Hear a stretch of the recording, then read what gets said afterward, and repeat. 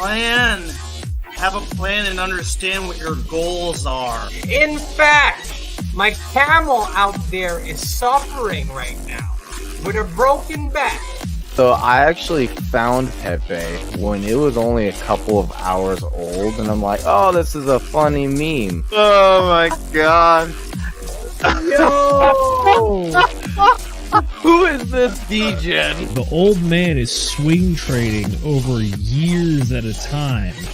And it's like, that's where the real money is made. The answer is a permanent loss. With single-sided staking, you don't have to worry about impermanent loss. If you're aware, if you're disciplined, you can hone that into further financial growth. Financial freedom, so we can actually live life and not have to be constantly living paycheck to paycheck. I mean, that's the ultimate goal, more or less, right?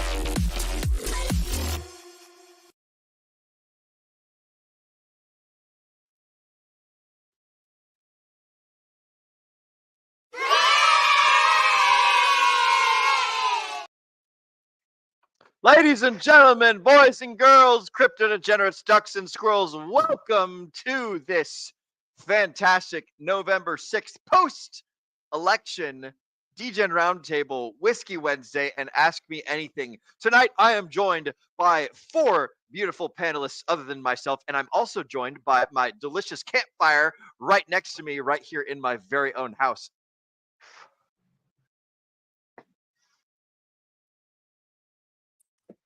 I think we lost you there, Will. Oh no, boy. we lost Just me. rub. Oh, my back? You're Am I back. back? I think I'm You're back. You're I'm back.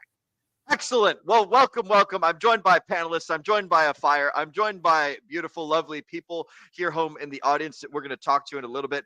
Ladies and gentlemen, I actually happen to be drinking some Kona Wave, a delicious, I think it's like I don't know what it is. It's some sort of premium beer, but it says liquid aloha on it. And that's my fucking favorite hello word is aloha. So I'm super stoked, and that's what I'm drinking. But joining me tonight, I've got Nate, the Ascending Man. I've got Zenith out there in the cold, ready to do some cool stuff. I've got Brendan, the Anonymous Bean, and I've also got our producer, Mrs. McGettit.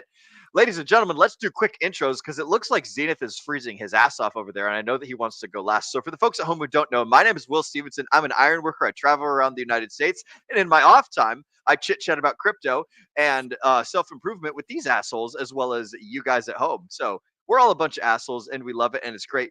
Nate, what's new and exciting with you, broski? What's up? Well, I mean, getting over the exciting trip that was out in New York, that was an absolutely fantastic time. Loved it. Had to take a day off. Hilariously enough, it was the Sunday show that I ended up having to take off because I needed some recovery time.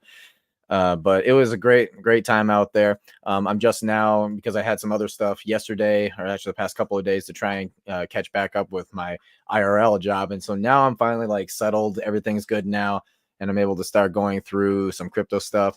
And man, what a wild week. We've got the elections going on. I got my birthday Friday, right? So I'm going to go ahead and cut it short there because I know exactly what Zenith is feeling right now, because that's the normal thing 6 months out of the year for me. So, yeah, Brendan, what's up, brother? Well, I'm going to take a really long intro because Zenith is out there freezing. Tonight is a special night because the markets are pumping. Bitcoin is at a new all-time high, or right around there. We touched over 76K today. I mean, big news. So I decided that I thought it was a very special occasion. The last time Bitcoin hit a new all-time high last cycle, I opened a very, very expensive bottle of scotch I was holding on to and smoked a cigar with a buddy, some Cubans. And it was beautiful. It was wonderful. And then I didn't take profits, so didn't mean anything. This time, I am actually having not just a Tullamore Dew, but look closely. This is the distillery exclusive. And if you look right here, the bottom, this is the master blender. That's me. So I actually got to blend my own whiskey at the Tullamore Dew factory when I was in Ireland. So I can't get this again, which means that for me to be drinking any of it, it's a very special occasion. And I think with all of you out there tonight on this special Whiskey Wednesday, it is a very special occasion. So producer, Miss McGinnis. How you doing? Hello, I am doing great. We have had a very exciting week, starting from what was it, Wednesday? I What, cannot can you hear not hear me? Cass. Can anyone else hear Cass? Brandon, can you hear me? Okay, disregard. Don't listen. Yeah, we can hear you. Okay, cool. Yeah, but starting with Wednesday, we traveled out to New York, ran around all over the place out there, had a fantastic time, and just got home Sunday and have been kind of recuperating, refiguring out our lives.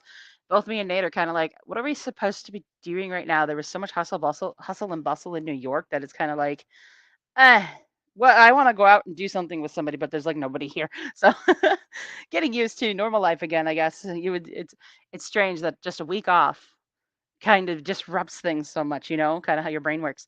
But anyways, I am Mrs. McGettit. I am the producer for the show, and I'm gonna toss it over to Zenith so we can see what the heck he's doing out there. Yes. Ladies and gentlemen, welcome to the show. I am Zenith, otherwise known as Zenith DI on Instagram and Twitter, and I actually did a little Shakespeare in the Park with Will earlier today, along with Wild SJ. We read the entire Richard Hart court hearing transcript. So if you want to go relive the oral arguments or actually have some source material, or just do the audiobook thing, because ear holes are easier than eyeballs. So that is what I got. But other than that, Brendan, you had something that made a lot of sense. Miss Producer, can we full screen You Mr. had- Zenith? A cigar works well with Bitcoin all-time high, but it's actually also just party time over here. So we got Woo!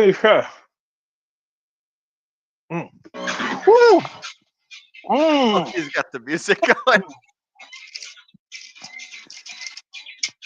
Oh man, all those ones. Oh,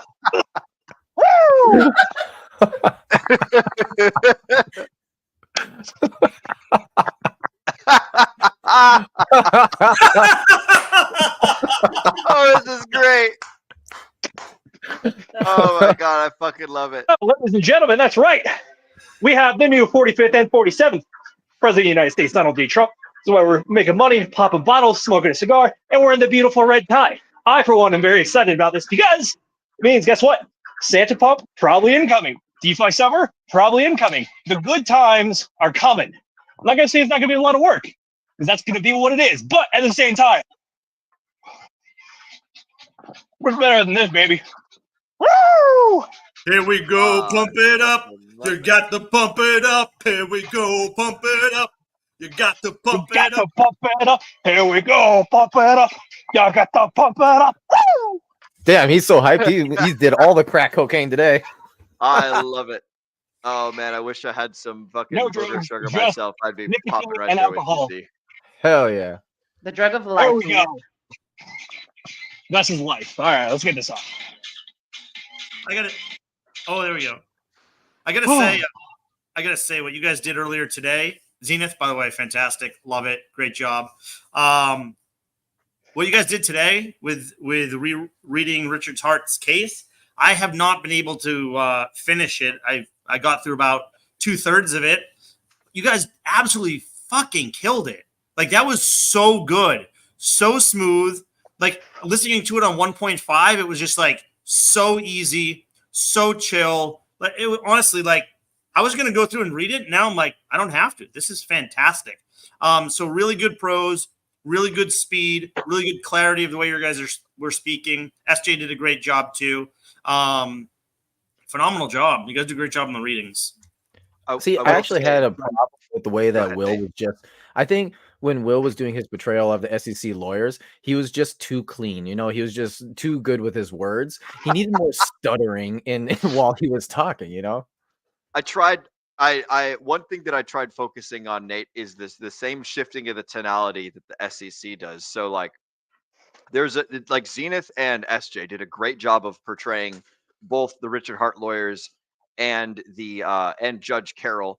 I tried to do a shifty version of the SEC where you end a lot of sentences on like a higher note and you talk kind of a little bit shady like sometimes, and you switch the way that you're talking to kind of sound sort of different and things of that nature. So I was doing my best to portray the sneakiness of the SEC, and I think I did probably about a 50% accurate job. Like, you guys should have been there in the actual courthouse. They were something of a sight to see and an ear to listen. These cats were a lot more. They got interrupted a lot. They droned on and on a lot. As you guys can see, like just even reading the notes on the pieces of paper that we had from the transcript, it showed a lot of the times where the judge would just cut them the fuck off in the middle of their sentence. Oh snap! Look at that. Speaking of people cutting off or whatever, I'm going to cut myself off to introduce our very own Agent J, our great value technical analyst. For the folks at home that don't know, this is Agent J Schroff. He is our fantastic TA expert over here on the Degen Roundtable. Jay, my amigo, what's new and exciting with you, broski? Welcome, welcome. Glad you could join us for this Whiskey Wednesday. Dude, I wish I could say same shit, different day, but I mean, everything kind of changed last night. So I'm pretty damn excited for what's to come. I think it's not unreasonable to say that the higher end expectations for Bitcoin, that 240,000, maybe even higher, has certainly become the probabilities for it has certainly become more so. So I'm pretty excited. The fact that not only did Donald Trump win the presidency, but we took the Senate back and we retained Congress, and he got the popular vote. Man, I don't think a Republican candidate has had a popular vote for like at least a few decades. 2004, I think, was the last one. Yeah, so it's been quite a while. So the fact that, I mean, that's it. I wouldn't call it a red wave in like a Reagan sense, but I think that's about as big of a blowout as you can have in politics these days.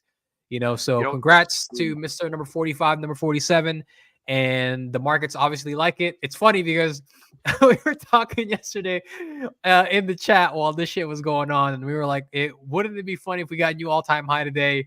And then like literally a few minutes later, Bitcoin cracked through 74K, and it just kept going, man. So the market's like certainty.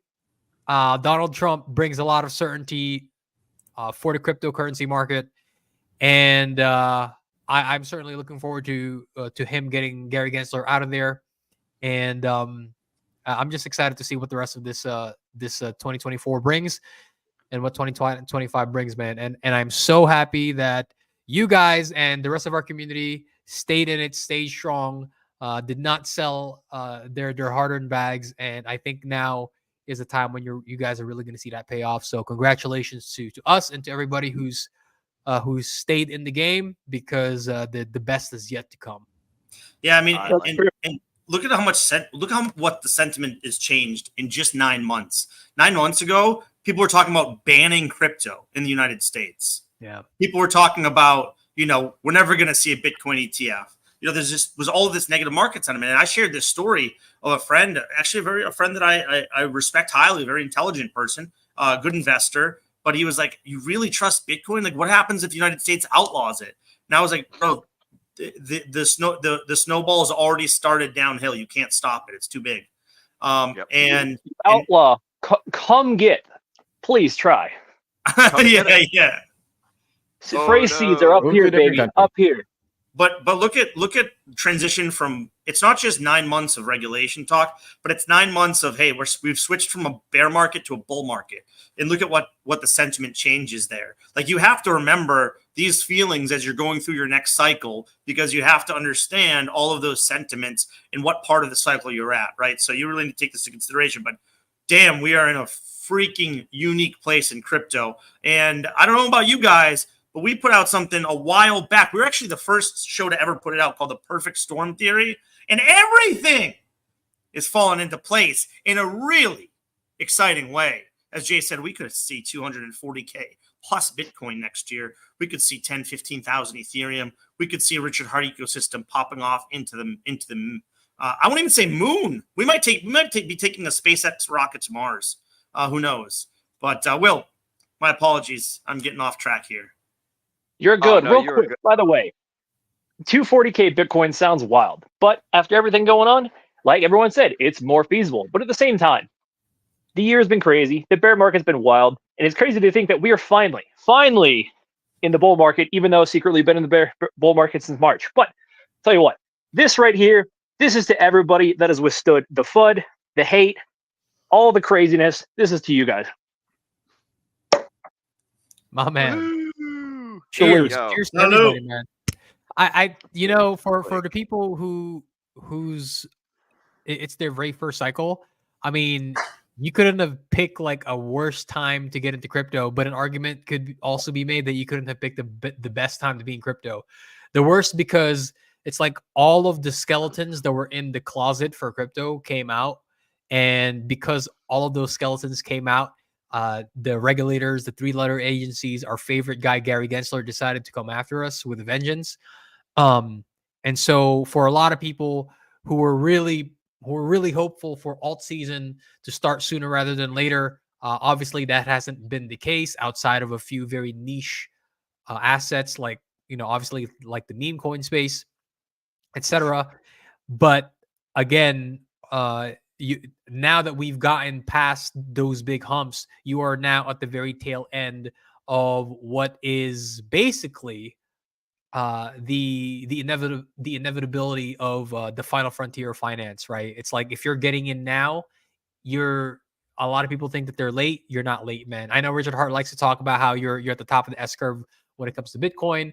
Like Bitcoin might not get all of the excess that some of our other favorite assets are going to get, but I can guarantee you, if you put your money in Bitcoin, you're still going to do better than almost everybody else in the world when it comes to investments, right? And certainly much better off than if you would have just left your money in fiat dollars. Damn straight, Jay. Well said. I'm gonna hop in here real quick, gentlemen, and interrupt this conversation to do a brief period of chat shoutouts because I realized that I kind of skipped back it, and we will hop right back into this. Zenith, do you remember what it was that you wanted to say? All I need is a thumbs up. Okay. I didn't want to say anything other than Jay is entirely correct. Fiat has had a rough 4 years. Crypto has also had a rough 4 years. But at the end of the day, guess who came out on top? Answer, it's still crypto. So just saying. Excellent. And then Brendan, do you have is your thing quick or will it take a minute? Yeah, okay, go ahead. I was just gonna say, look, the bear market, as Jay alluded to, was the worst bear market if you look at the charts, the longest bear market out of any of the cycles. But if you still held your convictions, if you still purchased when we were in a depression and you continued to DCA in, as we continued to suggest, we don't say buy or sell, you know, you have to make your own decisions, but we suggest if you're thinking of investing, it's still a potentially good time to do so, right? And if you were those people that continued to work hard, get those second jobs like Gains by Casey, shout out to a couple other people in the group, then you were going to be very much rewarded after what happened last night and where it looks like we're going over the next year. So holy moly, if we get 250 Bitcoin, I can only imagine where ETH goes and what that looks like when it gets rotated into the Richard Hart ecosystem. So let's go. Excellent. And a fine point. And on the subject of fine points, ladies and gentlemen, boys and girls, crypto degenerates, ducks and squirrels, it's time for the very best part of the show. It's time for chat motherfucking shoutouts. Look at that. Look at that little happy face. Look at that heart. Look at that. I forgot what it was. Fireworks and this balloon. This indicates how important you guys are to every single one of us. I spent hours and hours and hours drawing this literal artistic masterpiece just to convey to you how much I appreciate all of you being here with us today. So with that being said, Mrs. Producer, if you wouldn't mind go ahead and pulling up. Damn, I'm already slurring. I'm only 3 beers in. This is going to be a good night. All right. Pulling up the first chat. We've got none other than Ken Turry and 54X coming in with the no whiskey for me tonight. Drank it all last night selling Trump W. What's up, D-Gens? Who's ready to be rich? You're fucking... Oh, I just spilled beer all over myself. You're fucking A-right, bro. We're going to have a good time. It's going to be awesome. Trump's in the house. Richard Hart's doing great in the SEC hearing. The D-Gen Roundtable is live. Things are going good. I've got a fucking campfire right next to me. Zenith is covered in snow and champagne. What is not to love?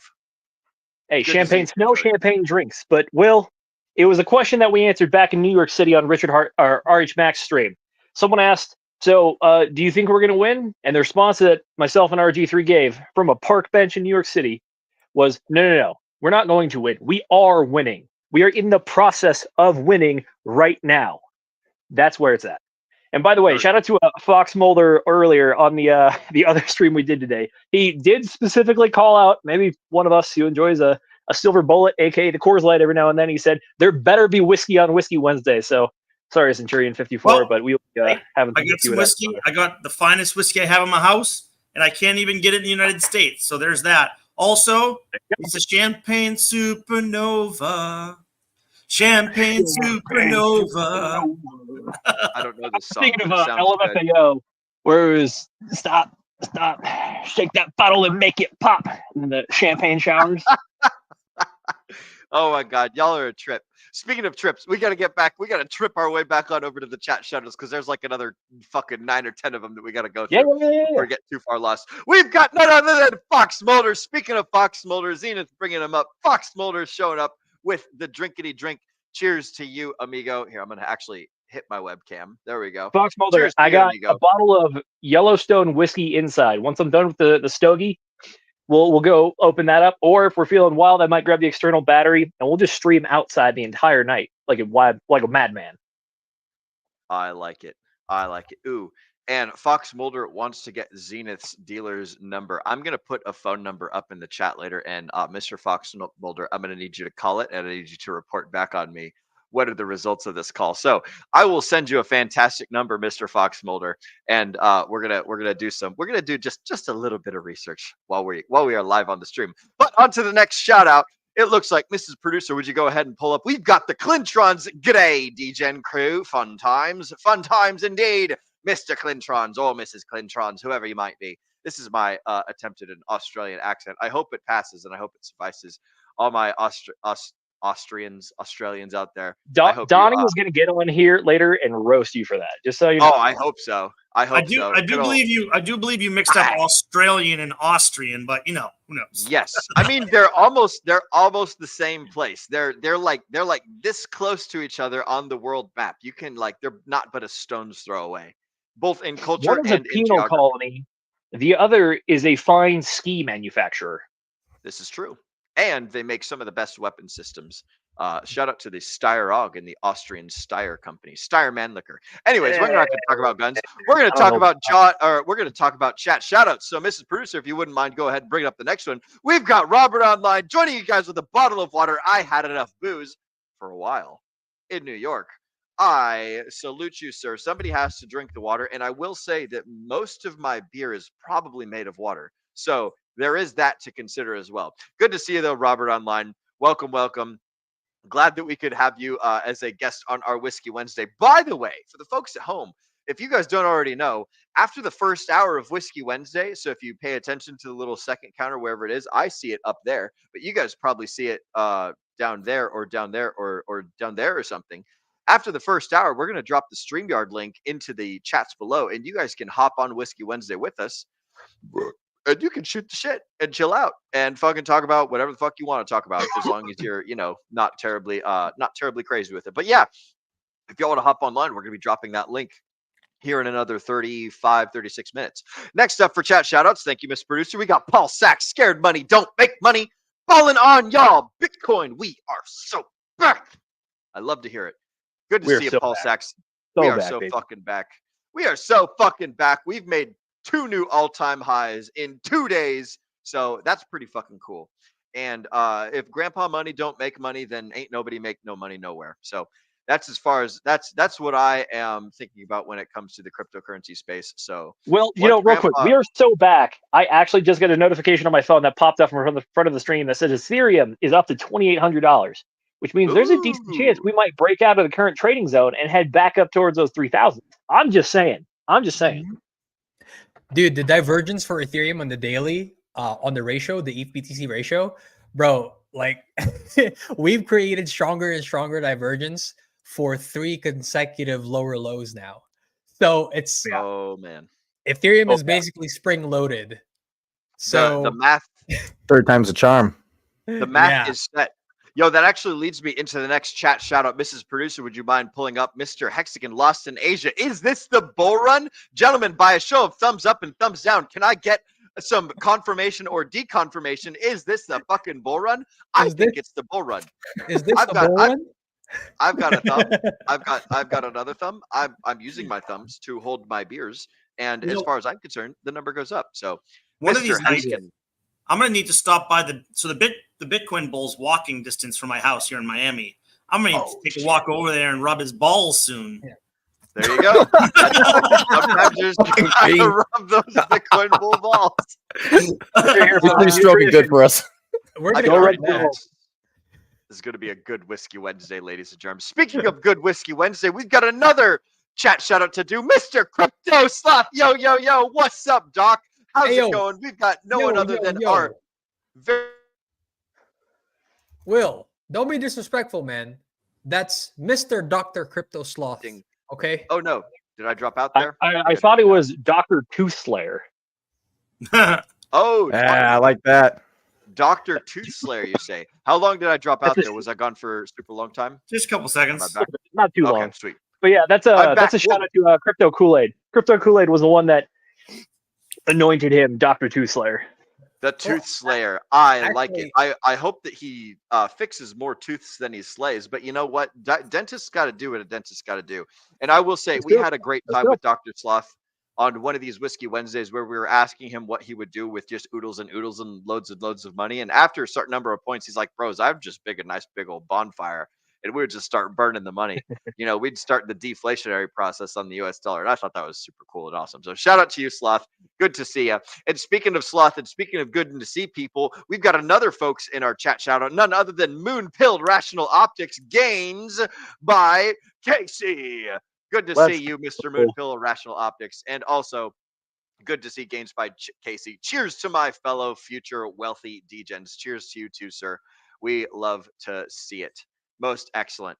After that, we've got functional crypto starting with a Yingling flight. Switch to whiskey soon. Ooh, a flight of Yinglings. Did you know that Yingling is a Chinese beer? It's right there in the name, Yingling. There you go. That's all the math that you need. For the folks at home who don't know nothing about Yinglings, You're going to that's where put they're that from. on America's oldest brewery? You're going to do that I'm to gonna put them? that on. Oh. And a Oh. ching chong nip nong to you too, sir. Yingling is a Whoa. Chinese brewery. Big chilling. Big chilling. I want to tell you a quick funny story about Yingling. For a while, it was only Let's hear it. distributed in Pennsylvania, so you couldn't get it outside Yeah. the country, outside of the Yeah. state. And about in my mid-20s or so, they started to distribute to Massachusetts. And so we went on this kick, late 20s, early 30s, started to drink a lot of Yingling because it's actually a pretty solid beer for the Oh, yeah. price. Very solid beer for the price. It's And good. It's it was good. new, so we were starting to drink it. And then I met a friend of a friend, and her name is Lin Ying, not Yingling, not Yingling. And there was one night I got drunk off Yinglings, and all I could keep calling her was the beer. Man, she was pissed. I think she thought I was some racist asshole. But But, I'm wonderful, still friends with Brendan. her. She married one of my good friends, so I think it's water on the bridge at this point. But it was a really funny night. that's fucking awesome. And you send them Yinglings every year as a wedding anniversary to keep it solid, to keep it fresh. I love to see it. We've got one more chat shout out, gentlemen, and then we'll go back to our other conversation. We've got none other than Ben Ledesma. Ben, what's up? Talking about the fucking bull run. We love to see it, broski. Welcome to the chat. This is a beautiful bull run. We're surrounded by beautiful people. Trump's in office. Richard Hart's doing great. We're getting drunk on stream. Life is good. Hey, for the folks at home, I by don't the know way, about that one yet. getting drunk on stream or life is good. Oh no, getting drunk on stream. It's gonna happen. Give it 2 hours. Give it 2 hours. Give it 2 hours. We'll see. We'll I see mean, how we really fucking long need to. this I goes. mean, I can pull this out. I think it's. Oh, there we go. There we go, Nate. Be careful. I see Jay's over there, by the way, drinking some probably hydrational fluids, some waters and things. Jay, what are you Where's sipping Diet on Coke? over there? You got a Gatorade? You got some water? I got Will's favorite drink, aspartame. Ooh, Diet Orange? liquid aspartame. Daring today. Yep. Hey, I will say, Jay probably knows more than I do. I do So want I to will- let you guys know. There's no secret with quality of Yingling beauty. is actually the name of my auntie. Oh yeah.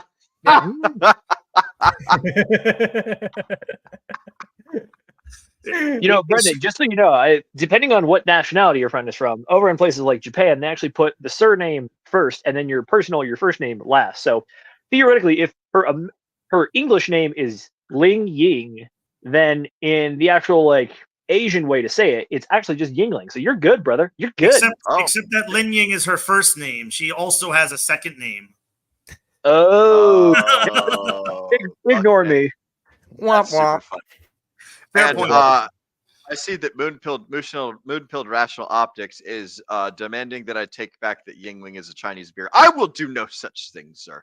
Oh I my will God. stand my ground on all of my jokes, and you will never catch me giving up an inch. Speaking of standing our ground, gentlemen, we got a cool new dude that's going to be taking over the White House here in the near future.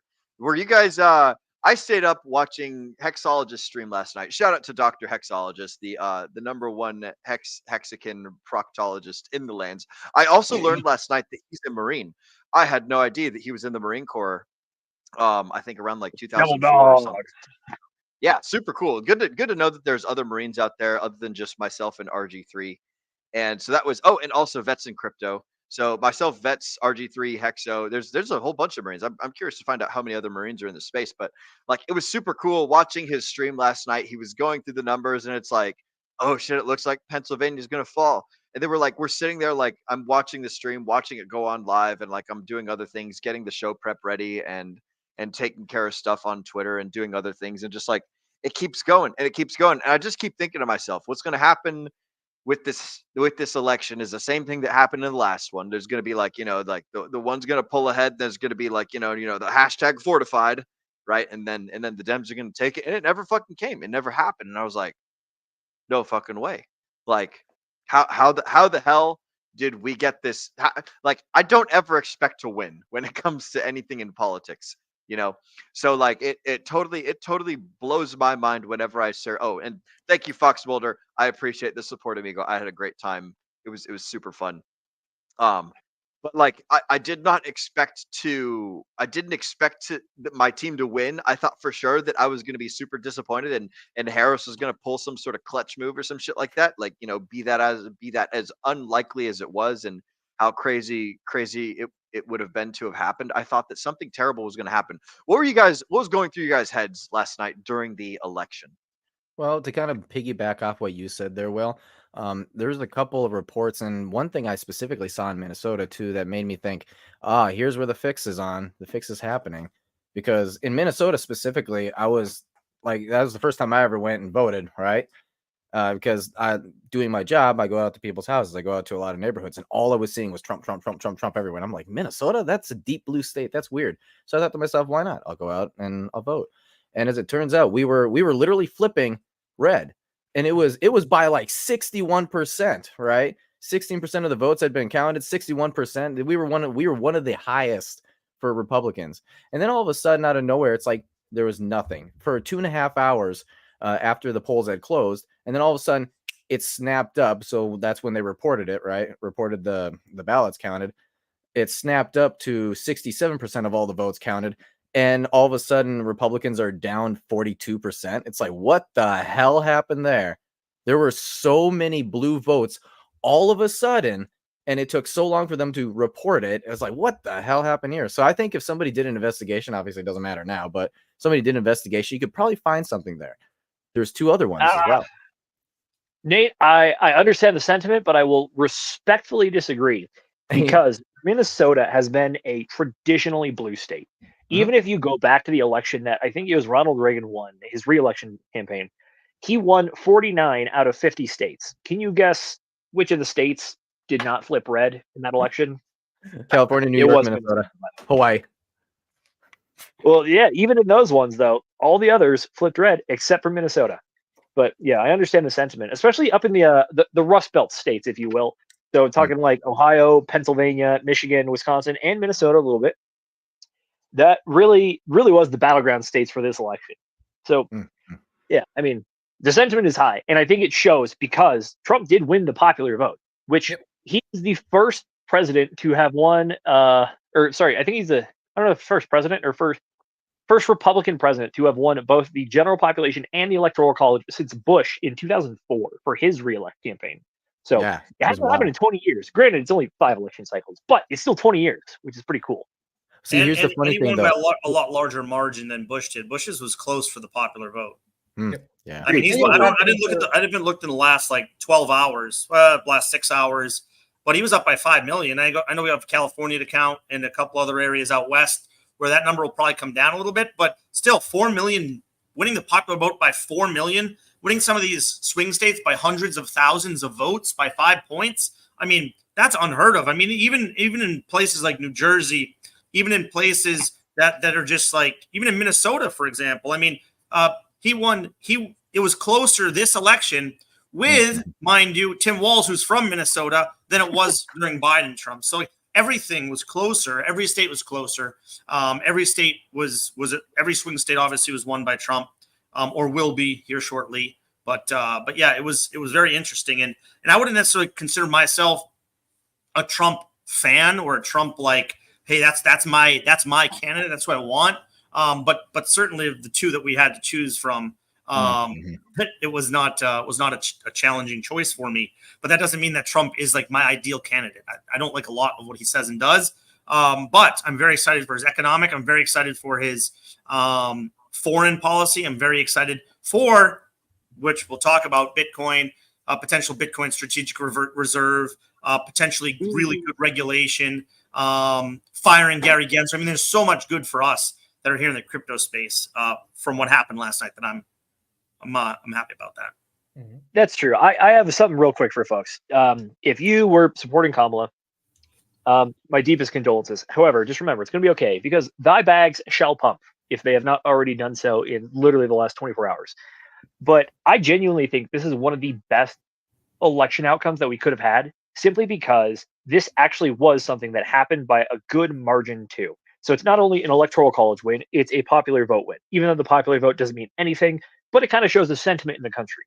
So the two worst case scenarios really were if it was a like super, super tight margin either way. Like theoretically, if the election had been decided by like literally 500 votes in like Pennsylvania or something, that is something that absolutely would have consternated a lot of fear and uncertainty and doubt, aka the FUD or anger, and cast doubt on the election. But because we actually had a pretty normal election race going on here, which is that Trump won by a good margin. I think he's projected to win 312 electoral seats this time around out of the 270 he needed to win. So what that means is that it's very clear. There's really not a whole lot of like doubt in people's minds, so that people can kind of just like relax, be like, okay, the system worked and it worked well. The democratic part of our democratic republic worked well. There's no doubt. There's nothing to worry about. So I think this is genuinely one of the better results that could have happened. Yeah. Absolutely. You want to go first, then? Okay. Just real quick, I want to say that I completely agree with that. And one thing that people really need to keep in mind, that just the most important part of all of this is that no matter what, we are still one nation. We are still going to have to deal with whatever happens for the next 4 years together.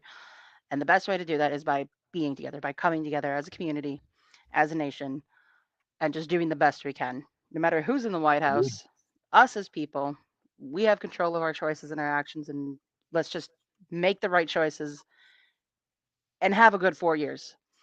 And on top of that, very small silver lining, but I personally am quite excited about this. No more political ads. Yay! I don't know about you guys, but we were getting like 6 of them a day. I'm not even very old. Florida's not even a swing state. Just like, stop texting me, please. Agreed. Yeah, absolutely. I forgot about the text. Anytime they text me, whoever they were texting me to be like, vote for this person, I'd just respond, I'm voting for the opposite. And they'd be like, oh, sorry, we'll stop contacting you. I love it. So I had a bunch of those calls too. Anybody else here get calls of like, hey, do you want to vote for Kamala because of this reason, that reason? Anybody else get those? I block them. Oh, okay. I don't pick up calls of numbers I don't know. Okay. Well, I had a bunch of those calls where they're like, oh, I want to talk to you about this and the reason why you want to vote for Kamala. And I'll do every single time I would just interrupt them to say, okay, so what does she think about crypto? And they're like, I don't know, but do you want to talk about abortion instead? I'm like, hey, here's the deal. The only person that I'm going to vote for is whoever the fuck is going to pump my bags. Mm-hmm. What can I say, man? We are single issue voters. We care about pumping our bags. I tell people this all the time, right? It's not like I'm a diehard Republican. Most Republican candidates happen to align with a lot of my values. But if Kamala came out within the past few months when Joe Biden basically handed her the nominee, and she came out with crypto policy that I actually was supportive of, then she could have certainly swung my vote her way. But the fact that you couldn't even articulate any policy whatsoever, and you couldn't even plant a flag, like at the very minimum, at least plant your flag as an anti-crypto person, right?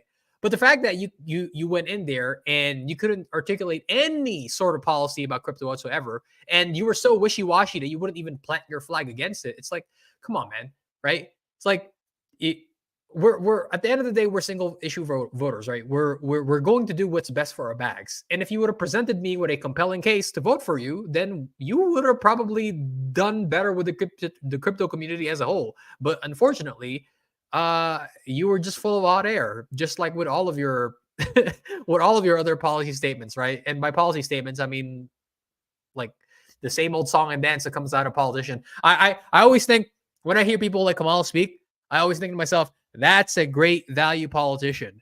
Because when they ask you, what are you going to do about inflation? And the token answer is, I am going to do everything in my power to bring down inflation, period. That's a great value political answer. And that's what Kamala was throughout her entire campaign. It's nothing but hot air. Dude, I think All that hot air. even if Kamala would have had some sort of like policy promise or something, I don't think I would have believed her. You know? Like I believe the actions. I don't believe the words. So like if she started doing things, if she started actually doing stuff, that's one of the things that I think was really helpful with Trump's campaign, is that he was making active steps throughout his presidency to get shit done. And he was like, he was a talker for sure, but like he was also a person who does the things that he says. And Well, like the thing about Kamala is that she's neither a talker nor is she a doer. And so like even if she were to say some shit, even if she were to pay some lip service, I would have probably just ignored all that. So I think that that's probably a similar sentiment with you guys all. Or am I totally missing no, here? I disagree with you there slightly, Will, because here's the thing. If, for example, she would have accepted Joe Rogan's invitation for a 3-hour interview, right? Let's just give her the benefit of the doubt. Let's say, hypothetically, she actually accepted a 3-hour interview, no teleprompters. If she were able to talk about crypto to the degree that we're able to talk about crypto, it's really hard to bullshit your way out of that conversation. Like it is Sure. extremely hard. People who know a thing or two about crypto, about this space, who are DeFi native, are going to be able to sniff a snake in the grass, right? They're going to be able to sniff you out. And so if you would have placed her in that context, and she would have been able to have a conversation with Joe Rogan about crypto, about blockchain, about DeFi, to the degree that Yeah. we all are able to with each other, Yeah. you would have swung some people her way, right? It's really hard to bullshit your way in a conversation like this. It is extremely difficult. You're right. You're absolutely right. I want to toss it to Brendan here after I'm done with this point. I think that it would have given me more confidence, but again, like words are even like well-spoken words, even That's words fair. of like a person who knows what they're doing. Like the thing that really turned me off about Kamala is she had 3.5 years of being in office to do stuff, and there was not stuff done. Yeah. And so like even if she were to at this very last minute say like, oh, like get me in and I'll do some really great shit. And she told like a really great story and she was super eloquent about it and she spoke at length about stuff. Like I would still be half inclined to not trust her simply because she has not produced results as the vice president. She hasn't done anything that I consider to be valuable. In fact, she's like she fucked up the border thing, which she was supposed to be border czar, which is I think a strange title, but like all that notwithstanding, there's been very little substance for the her time spent in office. So like I think that's where I would sit. Brendan, I want to hear your thoughts though. And then after Brendan, I'm gonna toss over to Mrs. Magetta if you have anything, because I know you wanted to speak about the election as well. I'm going to skip this topic just because I want to talk about something else. So I'll throw it to Mr. Magetta. I'll just say ETH broke 2,800, so that's phenomenal. We got 2,800 ETH, 2,820 currently. But Ms. Magetta, you want to talk about the election a little bit? Because I want to, I'll save my time for the next topic. Okay, sounds good. Yeah, I don't have a ton to say. I just wanted to say basically kind of what I already mentioned, that no matter what happens, no matter who's in the White House, we are a nation and we need to come together and continue on and not turn against one another. It's very important that we all understand that, because I know in conspiracy theories and the powers that be, and these are, take this with a grain of salt. There are ideas that, things and subjects can be twisted to turn the general populace against one another. And let's just focus on what's important, and instead of, worrying too much about this. I know I've seen some of my friends who were Kamala supporters. I guess I'm assuming they didn't directly state as much, but who are just talking about, oh, I'm so depressed and I'm dealing with all this anxiety and this nation is terrible and I can't believe people, voted the way they voted, and just all these very depressing statements. It's like, you know what? We will be okay. We will survive no matter what happens, no matter what your viewpoints are. I don't necessarily have to agree with them. They are your opinions, and you are more than, great. It's great that you have them. You are always entitled to your own opinions. Never let go of that. I But think just keep in mind that we're going to be fine. Cass, I think that's an unfortunate reality of most people spending their time on the internet. Because I can tell you personally, right? I have friends from both sides of the aisle, right? Some of my good friends are lifelong Democrats, and at the end of the day, it didn't matter who won. The 10 years plus of friendship that we've spent together kind of exists above our political ideologies, right? It's like at the end of the day, all right, he won, she won. Reach your hand across the aisle, shake hands, and you treat each other like good civil American citizens. Like that's what it comes down to.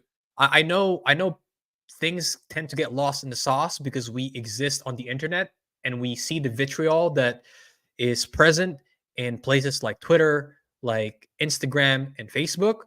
That's just not the reality, right? I have yet to meet a single, well, maybe I haven't met any of the crazy ones, but I have yet to meet a single Democrat that I couldn't sit down with and discuss policy and at the end of the day walk away and not hate each other. Right? The internet makes it look like it's worse than it actually is. But I completely agree with you. It's just the unfortunate reality of existing in the internet space. Yep. Very well said, Jay. Yeah, the internet can make you feel like the world is ending if you spend too much time on it. So get outside, folks. Go enjoy nature for a little bit, even if it's cold. Find a nice spot. Go to a nice restaurant. Just get off the I was internet for a little bit. It'll help. But I don't see any grass around here. You'd have to dig a little bit, eh? I want to do a hard transition, and well, maybe not a hard transition, but like some of the things that can bring us all as a country together is the monetary policy. Right now, we're $36 trillion in debt, and one of the things that Trump has talked about a lot, and I don't know if this would necessarily fix the nation's debt, but he's spoken a few times about the Bitcoin strategic reserve. And I want to toss it over to Brendan to touch upon that subject a little bit. And I think that this might be something that a lot of Americans could get behind. I don't know. I'm sure that there's some people out there that are opposed to it, but Brendan, what's your take on the new Bitcoin strategic reserve and Donald Trump and that little campfire story?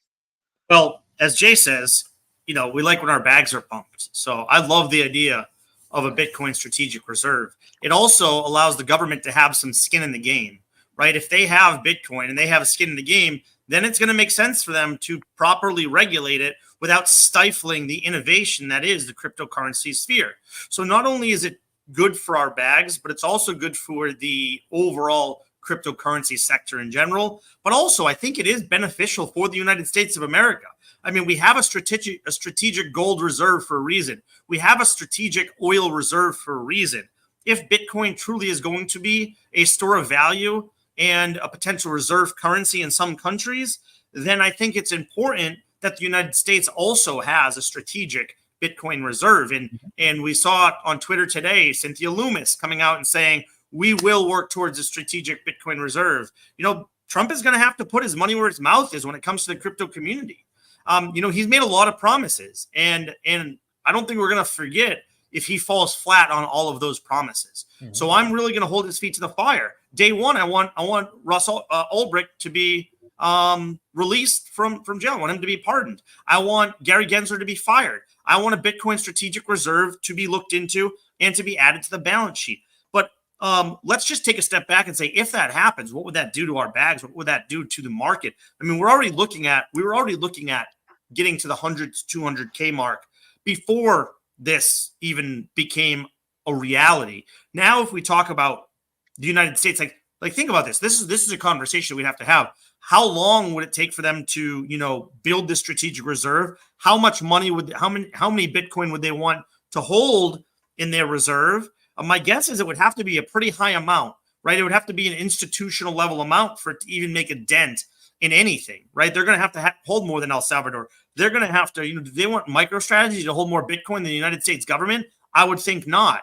So that means they're going to have to build a pretty damn big stockpile of Bitcoin in a vault somewhere on the blockchain for the United States people, for the United States of fucking America, and for my bags. But on top of that, I mean, just think about where this could take Bitcoin if that happens, right? If they start to buy as much or more than MicroStrategy, as much or more than BlackRock, and they start to continue to build that strategic reserve over the next, 1, 2, 3, 4 years, we might not see a pullback in Bitcoin like we would normally see in a bear market in 26. This could look very different moving forward from a Bitcoin standpoint, but it also could put us in the, instead of 100 to 200K range next year, I'm thinking now maybe we could see 200 to 300K range. And Jay alluded to that here at the beginning of the show. Look, we're just throwing around numbers. We don't know anything. As Will says, these are campfire stories. But in reality, we're looking really strong to get 200K Bitcoin, in my opinion. Yeah. To answer one of your questions, we already have.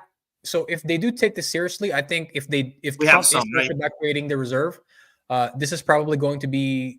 I think the person he's going to collaborate with this in particular is Elon Musk, especially if he does follow through in his promise to make Elon Musk a part of his cabinet, and then Elon Musk follows with the Doge, right? The Department of Efficiency, because he's been very outspoken about reducing, like that's one of his main goals, right? Is to reduce government spending.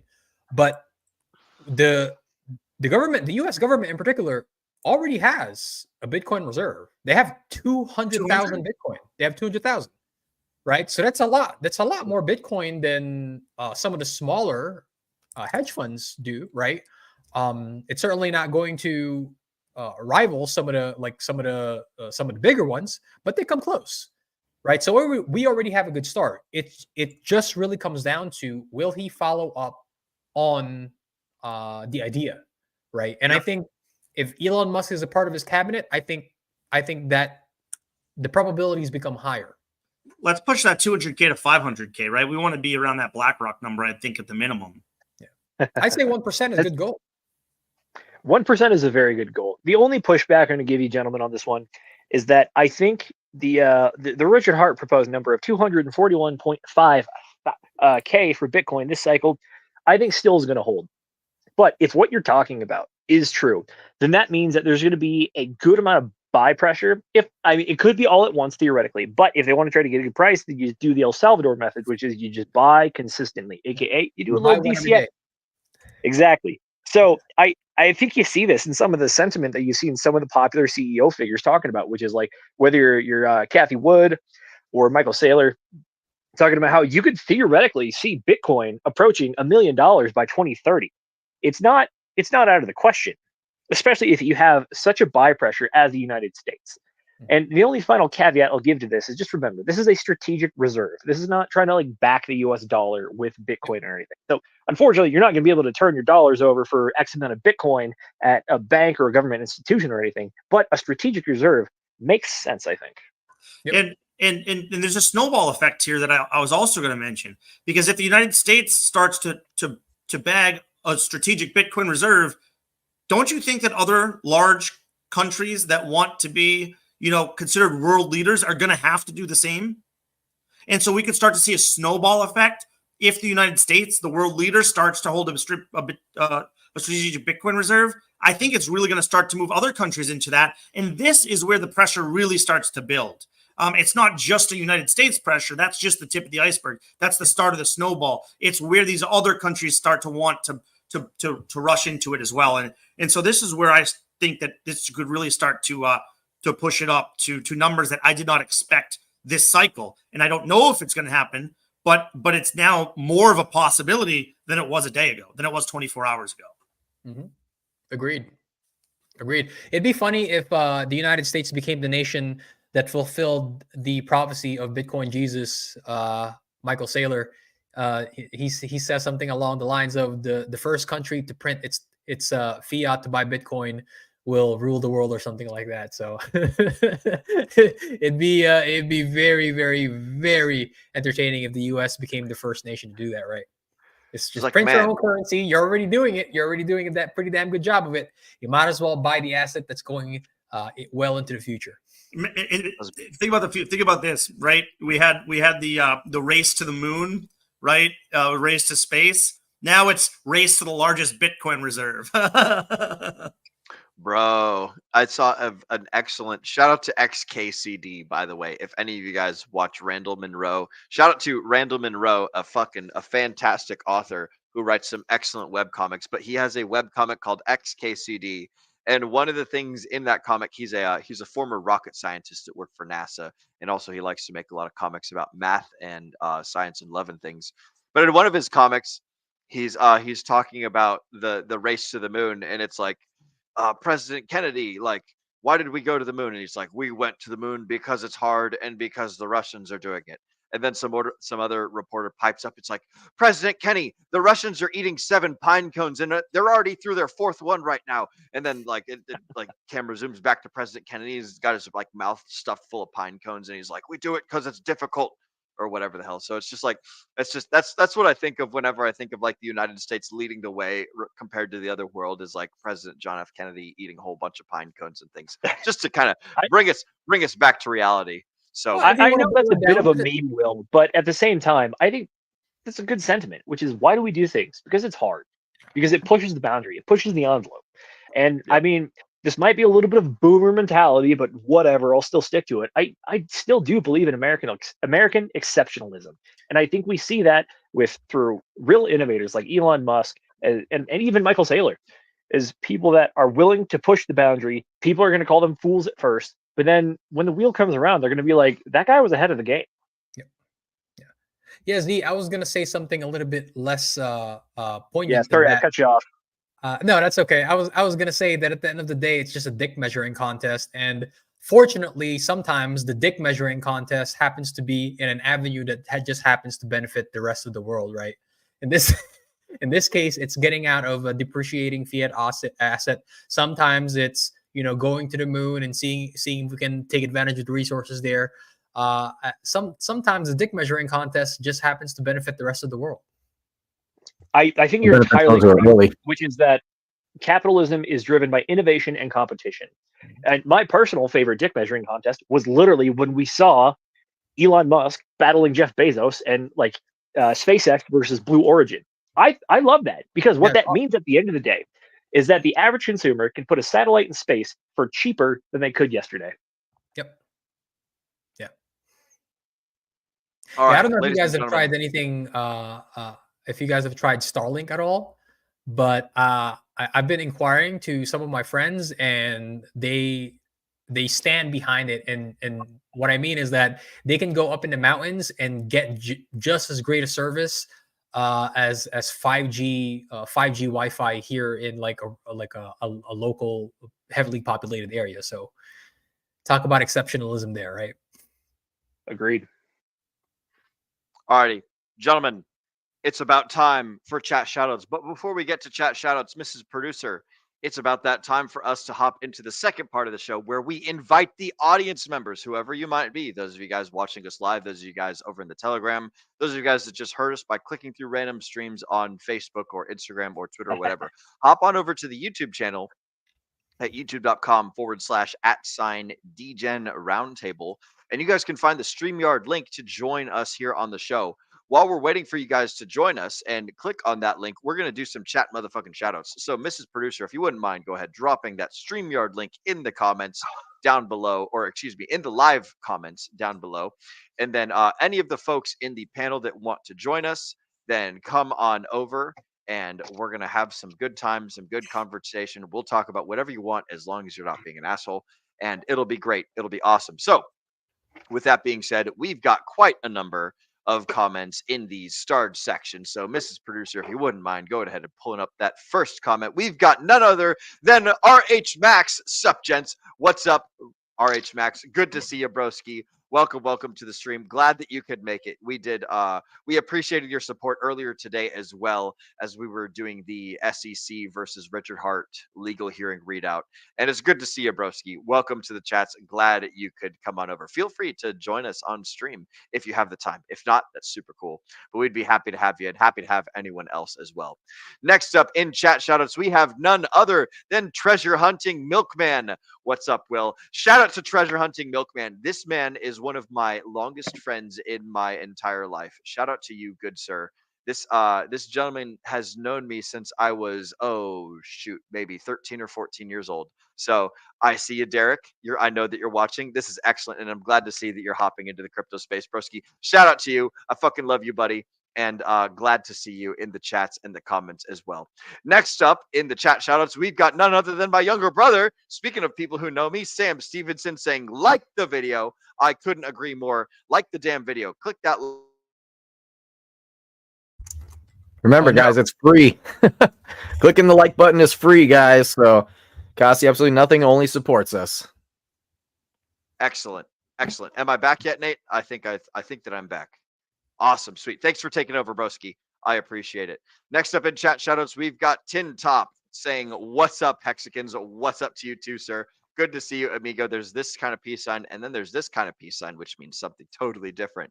But I love to see you, Tin Top. What's up, Hexicans? What's up to you too, sir? Our number one favorite Mandalorian in the space. Good to see you, broski. And then we've also got none other than Funk Master Hex saying, ladies and gentlemen, good evening. Good evening to you too, sir. Mr. Funk Master Hex. Good to see you. He's got the drink as always. He's ready to rock and roll. Funk Master Hex is always rolling around, just like I believe it is Julian from the Trailer Park Boys, always wandering around with his drink. I'd be curious to see if Funk Master Hex on the roller coasters is able to keep his drink in his hand and still have it at the end of those zippers and the Supermans and all that good stuff. Dude, so Julian I do believe that I concludes. love Julian so much from the Trailer Park Boys. He's always just sitting there every single scene. He's just got the same freaking cup and it never empties. You notice that? He's always sipping on it and it never empties. Bro, it's an Easter egg. That's the Easter egg of the show. And that's all part of it's all part of the magic, all part of the gig, all part of the storytelling. And I fucking love it. Mrs. Producer, if you wouldn't mind pulling up Mr. Fox Mulder's most recent comment. I thought being an asshole was a prerequisite. Such missed signals. You're absolutely right, sir. Being an asshole is a prerequisite. And so what I should say when we want folks to come on stream and hang out with us is not necessarily to not be an asshole, but to be an amicable asshole. I want you to be the best of assholes. I don't want you to be an asshole that brings the energy down. I want you to be an asshole that brings the energy up. An upwards asshole, as they say in the let's see, the radio industry or the film industry or the food stamps industry or maybe the grilled cheese sandwich broadcasting industry. Those kind of assholes are the best assholes. So shout out to all of you guys that are watching us live and commenting. We love you the most. Shout out to all of those of you guys who are watching us on the replay, gang.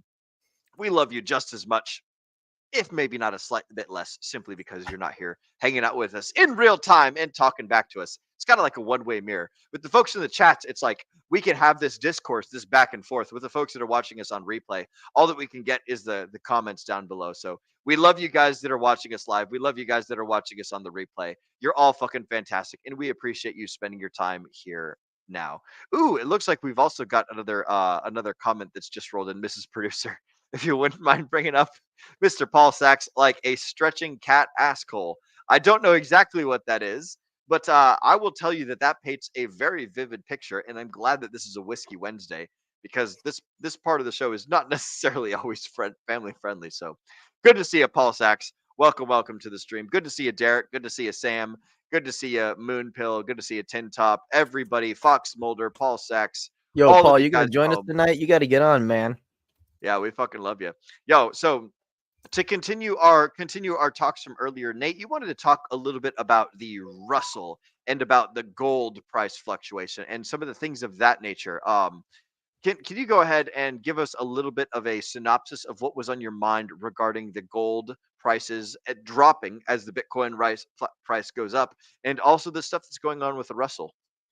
Yeah, so I was looking at a few things, and obviously, like Bitcoin is bouncing off all new all time highs and all that. It's like that's nice, cool, but I was kind of thinking like, wait a minute, we had a huge boost in gold, hitting all time highs and all that, and then who was it? Peter Schiff, I believe, was freaking like found dancing in a club or whatever, and I'm like, oh no, this is Wait, what? so this is like peak euphoria for gold. Okay, so Uncle I went Petey. ahead. If you want to go ahead and bring up my screen, I just went to go take a little look at some stuff, right? And I noticed, oh my God, this is on the weekly, right? And this whole week, like it's this week and last week, it's been just dumping. Gold has been That's dumping, no bueno. aka we hit the top, right? I'm gonna assume we hit the top. Well, what does this mean? Gold is usually a flight to safety, okay? So that means it's risk off. Well, I mean, if gold is dumping like this, which is a hell of a lot, 5% for gold, that's a big ass candle, you know? So then it's like, all right, so what about the risk on? And of course, enable for crypto to truly take off, we need something to happen first. And that is going to be Mr. Russell over here, 2000. Holy crap. Look at that green candle. That right there. See, now this is also the weekly, but this right here is people. It's an index of all of the low cap stocks, which means more risk. Okay. But this is where people can make their money in the stock market. So as soon as they're feeling like, okay, things are, I'm ready to go gamble some more, this is where they dump all their money. Well, what Did you correlates say directly? real Yeah. What's quick? up, bro? This is the low cap stocks. So these ones would be the high risk ones, right?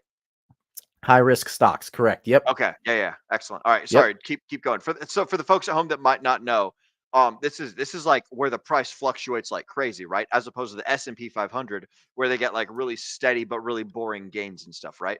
Yeah, exactly. Exactly. I mean, we're Okay. up 8% just this week. And for a stock market, that's really good. I mean, that's like a god candle right there. So what's happening here is that we have a lot of risk on now. I find it fascinating that just so happens to be, election day, election week, right? It's like, holy crap, there it goes. But see, here's the thing. So you're looking at Russell. Okay, Mr. Russell, thank you for this. Let's go ahead and look at Bitcoin. Bam, there we go. Another big old green candle, right? So it's all correlating. Now here's the deal, okay? So you got the risk off gold selling off or rotating into the more risky stocks, which is the Russell index. And technically speaking, it would go to the safer stocks first, and from the safer stocks down into more risky stocks. However, that being said, from the risky stocks, that's when people are like, well, I'm tired of like an 8%. I'm ready to go do this crypto thing that I hear makes millionaires out of $1,000 clips. And so that's when they start diving into crypto. And of course, where's the first place to go? Bam, Bitcoin. And we have this huge green candle hitting the all-time high and beyond. Look at that. It's gorgeous. But anyway, so with that being said, we all know what's going to be happening from there. I'm almost wondering if this is where ETH is going to start taking off. But from Bitcoin, once you hit the digital gold, just like with how gold in real life, right, goes down into the Russell 2000, well, Bitcoin is then going to start moving down into Ethereum, and then from Ethereum, it's going to be the higher cap alts, right? AVAX, Solana, all those other ones, right? And then from there, they're going to start going down to the lower cap alts. And I think everybody knows what the lower cap alts are that we're waiting for, right? Hex and Pulse Chain. And if that's what you guys said, then you are correct. So I'll go ahead and stop the share screen here, but that is something that I was taking a look at today, and it's just it's too perfect, just way too perfect. You can literally see the correlation of selling off the gold and then that massive candle on the Russell. That's what we've been waiting for actually a really long time. It's kind of interesting because we were technically speaking, based on like the fractals of how other cycles have gone, the Russell should have started that green candle like a month ago, 2 months ago. And that's when things really should have started taking off. However, it is time. And this is not financial advice, guys, but I'm going to go ahead and say it this way. If you are still sitting on the sidelines with dry powder, what are you doing? Things are about to take off. And so you need to pick your horses. You need to bet on them now and get your money into the market because things are going to be exploding. All right. Do I buy bro? I'm kidding. Don't buy that scam. Oh. How about BSV, bro? That Satoshi Vision, Bitcoin Cash. How about that Satoshi. Litecoin, bro? The Craig Wright coins. Hey, Oh, hey, is Luna still a possibility to buy on this dip?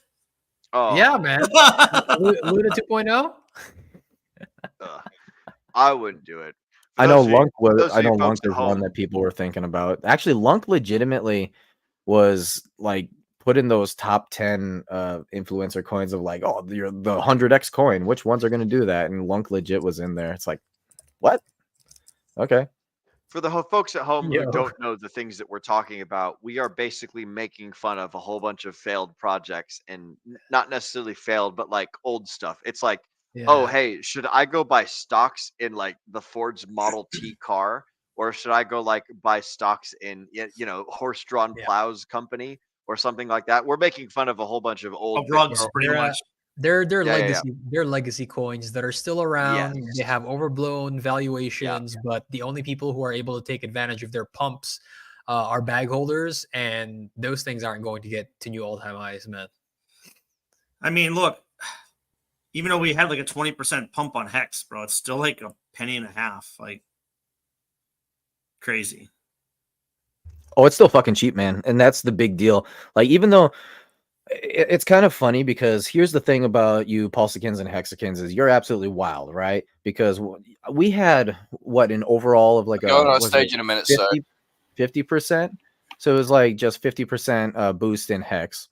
And you guys are screaming to the high heavens just how we're going to like 10,000x, right? And this is the type of energy that literally nobody in the crypto space is able to ignore, because as soon as let's pretend we go ahead and 100x, if people are as loud as they are right now when things are still extremely cheap, and you can just go ahead and shotgun buy anything really, and you'll do well in the Pulse Chain ecosystem. What the hell's gonna happen when we 100x, dude? You guys are gonna be like losing your minds. It's gonna be wild. Speaking of things being wild, we've got another wild Aussie joining us today. We've got none other than the Don Function of the Function Island Protocol. Donnie, Broski, welcome to the Degen Roundtable. What's new and exciting with you, amigo? I heard What's that you up, got boys? I heard you got a real life people job or some shit like that. You got a 9-to-5, bro. Yeah, I had to go and bank some more Skrilla. You know what I'm saying? Get that money up so I can buy some more coins. You work at for the McDonald's? season. Not quite. It's actually a little bit cooler than that. I'm not going to share any specific details, but basically, what I'm doing, it's kind of like an all-day gym sesh and a sauna rolled into one that I get paid for doing. So, Kick-ass, bro. Yeah. So Good to hear. Yeah, no, but things are good, man. I've been working with my buddies over at Function Island to further decentralize all of our power structure, basically renouncing contracts and signing it over to governance contracts where we can, all just to kind of let go of all of those power controls and really put it in the hands of the people the way that real DeFi should have been done, as cliche as that sounds. I mean, hey, bro, it works. Yeah, that's right. Yeah. So anyway, cheers for letting me in, boys. What's going on? Yeah. Oh, we're celebrating the election. We're super Oh, glad yes. What a marvelous victory. Bro, yeah, you're fucking twin. Not only do we got Don Function in the house on stream, but we also got the Don headed up to go be the president of the United States, bro. So it's like shit's gonna be way crazy. Like I don't know about you, Donnie, but I did not expect like a victory. I expected some sort of shady shit or some crazy stuff. What about you, bro? I know exactly what you're saying, and to be honest, man, when that leak come about with the ABC running the results at the bottom of that race thing, how people caught it, right? The F1s or whatever it was.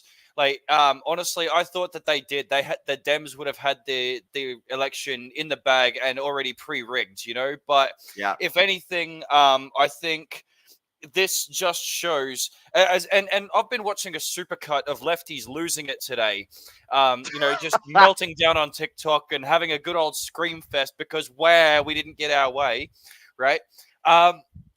I think, if anything, despite how they claim that everybody's, racist or misogynistic or whatever it is that they'll, slander these people with, I think what it actually shows is that the American people have seen, what the DNC has done to the country. They have seen what a Democratic leadership does, a Democrat Party leadership.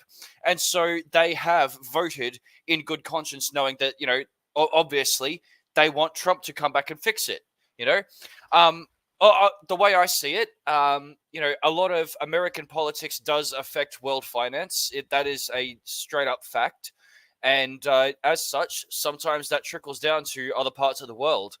I said to my buddies over at Degen Protocol that I think while Donald Trump is in power, the economy is overall better. And that is overall healthier for crypto. So, yeah, no, like I said, what a fantastic win. I'm just glad that we got it. Did you have a finish to that thought? Fuck yeah, bro. Are you sipping on anything tonight? I have one can, yes. Just one. It's a vodka lemon bitters. Ooh. Salute.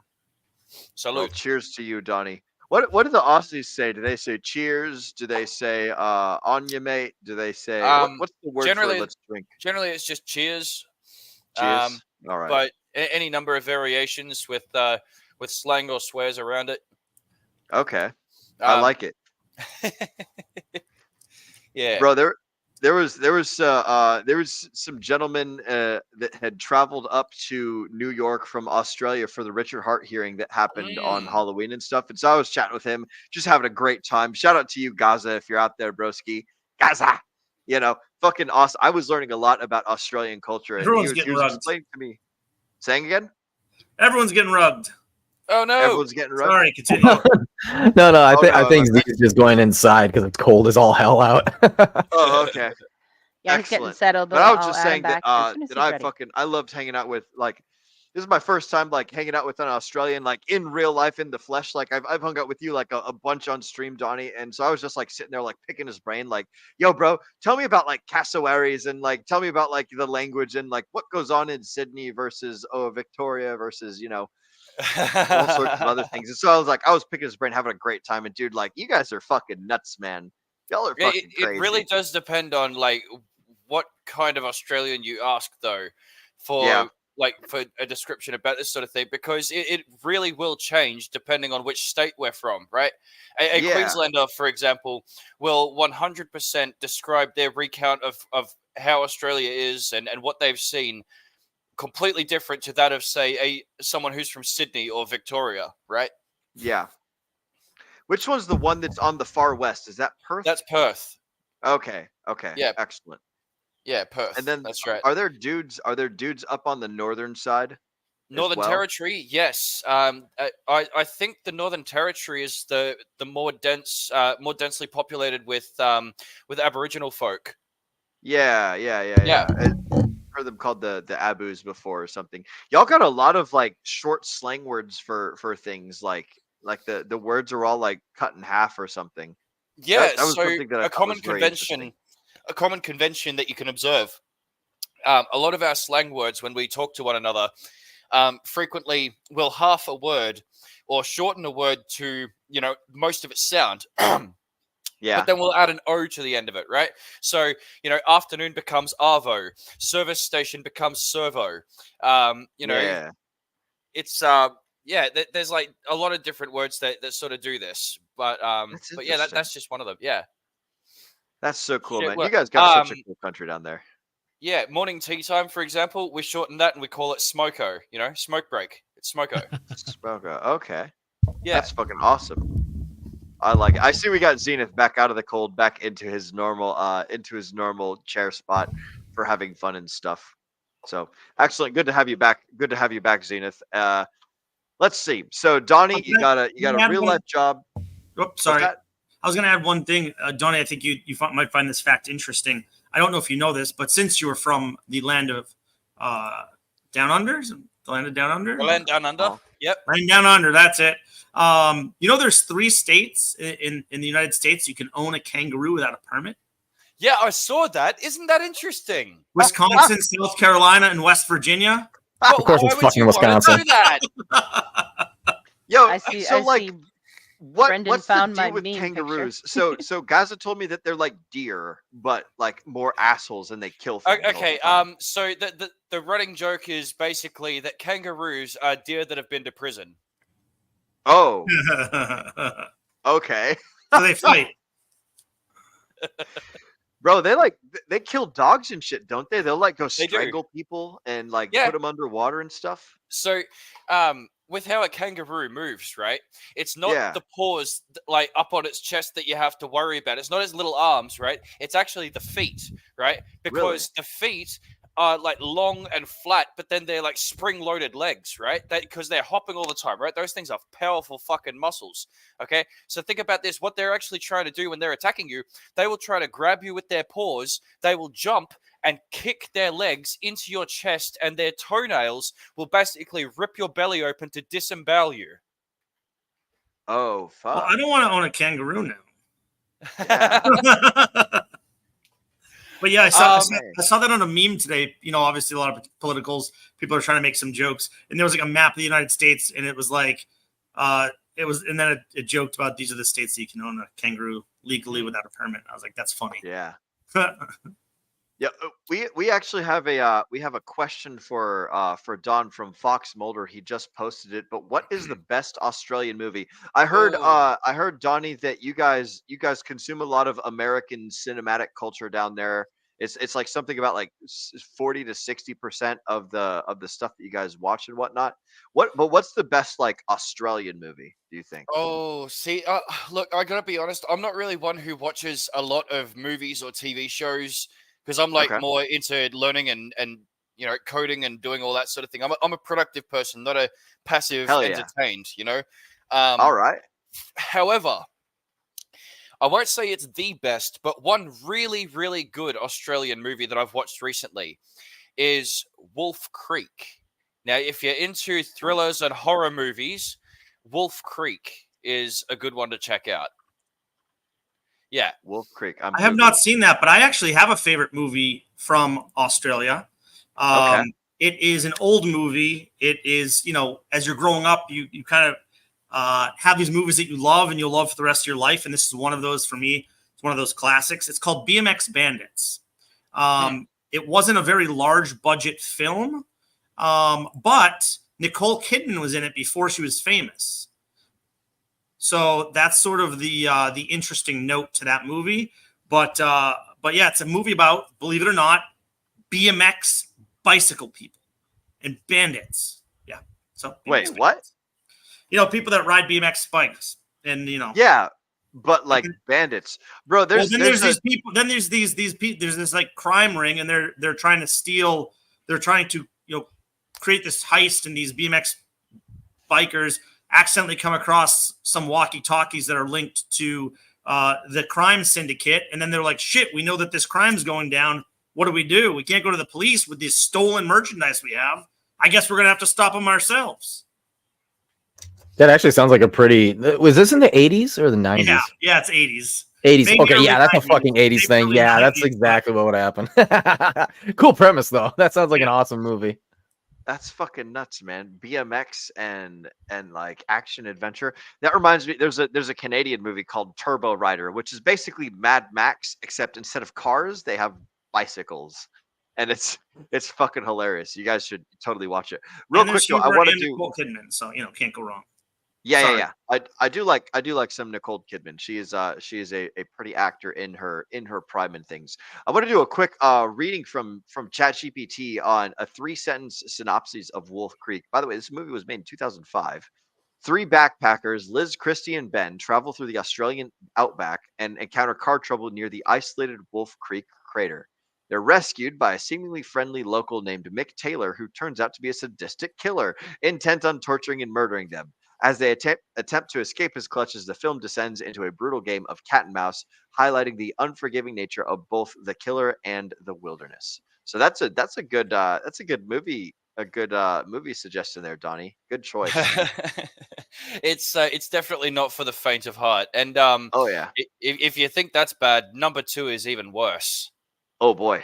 Oh, lovely. Or is this like some of the Saw like gore porn sort of thing where it's just basically a whole bunch of people getting brutally murdered in certain cool ways? I will say there's a series out there I highly recommend you guys all There watch. is, We talk about this Mr. In Between. That was Oh fucking yeah, good. that guy. Dude, So yeah. he's at. Oh man, I've been watching Scott shorts Ryan, of that yeah. on YouTube at the moment. I need to go and watch Oh, the it's so series. fucking good. I Oh, know, it's so right? fucking Oh wait, we can't forget about Crocodile Dundee either. I mean, come on, that's a classic. Okay. Hey, hold on a Classic. second. Hold on a second. Just rewinding back to Wolf Creek for a second. There is one particularly good scene. He's got one of the people. I forget which one it is, 1 or 2, but he's got one of the people tied up in a chair, right? And basically, his hands are kind of like cuffed to the armrests, right? And his fingertips are getting cut off one by one as Mick is sort of like trying to torture this fella. The fella starts to sing Australian songs to try and get Mick on his side, and Mick's going along with it. But then the guy makes the mistake of singing the Australian anthem. Mick fucking puts his knife in the table, and he's like, "I fucking hate that song." I fucking. Are there different accents down there in Australia, Donnie? Absolutely, yes. That's another Okay. thing. Queenslanders, New South Wales, Victorians, we all have distinctly different tonalities or tones of voice, I guess you could say. Okay. Yeah, very different. It's not always so apparent, but it's definitely evident between some people, yeah. Okay, so like in America, we've got Boston accent. That's very pronounced. We've got New York accent. We've got like Alabama accent. We've got Texan accent, and then there's also Valley Girls over in California. Those are the and then there's like and then there's the North Midwestern accent up there. Like the Minnesotans and the Michiganders and May all as well those be folks. Canadians. Hey, that's enough. Yeah, out of may you. as well be Canadians. But like there's quite a few accents up in the States. Are Hey, you you forgot the able best to do one. any of them for us to kind of like identify some of the differences or whatnot? Is that I don't want to put you on the spot if you don't want to. It's not really something that Australians can do the same way that Americans can. Okay. Like there are distinct differences you could hear, but they're Uh-huh. not so apparent or easy to imitate. It's not really something that I think anyone really practices for over here. Not in the same way that someone could, put on say like a redneck American voice, Yeah. Okay, that Some makes chicken sense. and taters and a pint of Guinness for lunch today. Yep, there we got the Boston. I mean, We I got can the do an Boston Irish one. lads. That was Irish, Will. If it's 90 proof or better, I'll drink it out of a fucking tin can. Oh my There you God, go. Donnie, you're doing great, bro. Killing it. I love All it. right, gentlemen. For a second, Donnie, I what wanna are jump- your thoughts? So we talked about Will? we talked about the election. We talked about a little don't bit think you with will the. Hold on a Hey, Hey, second. Will, Hey, can Will. you- are you able to hear Mrs. McGettit? Oh, I'm sorry, I did not. Go ahead. I just wanted to say we've got somebody to add. Oh, Nate, can you mute quick? Hexakin Lost in Asia, if you're ready, give me a thumbs up. Okay, that was sort of a thumbs up. I'm adding you. awesome, ladies and gentlemen, boys and girls. We've got none other than Hexican Lost in Asia, another Marine lost in the space, lost in the sauce, lost over in What up? Asia. Semperfi and welcome to you, Hexican Lost in Asia. What's up, amigo? What's new and exciting with you, friend? What's going on? Actually, I mean, yeah, all military stuff, but I was Air Force. But thanks for the call out. Okay. Well, Semperfi by Yeah. my Chair Force friend. Love to hear it. Hey, I thought you were a and Marine, I'll just bro. throw it out there. I'll just throw it out there for everybody.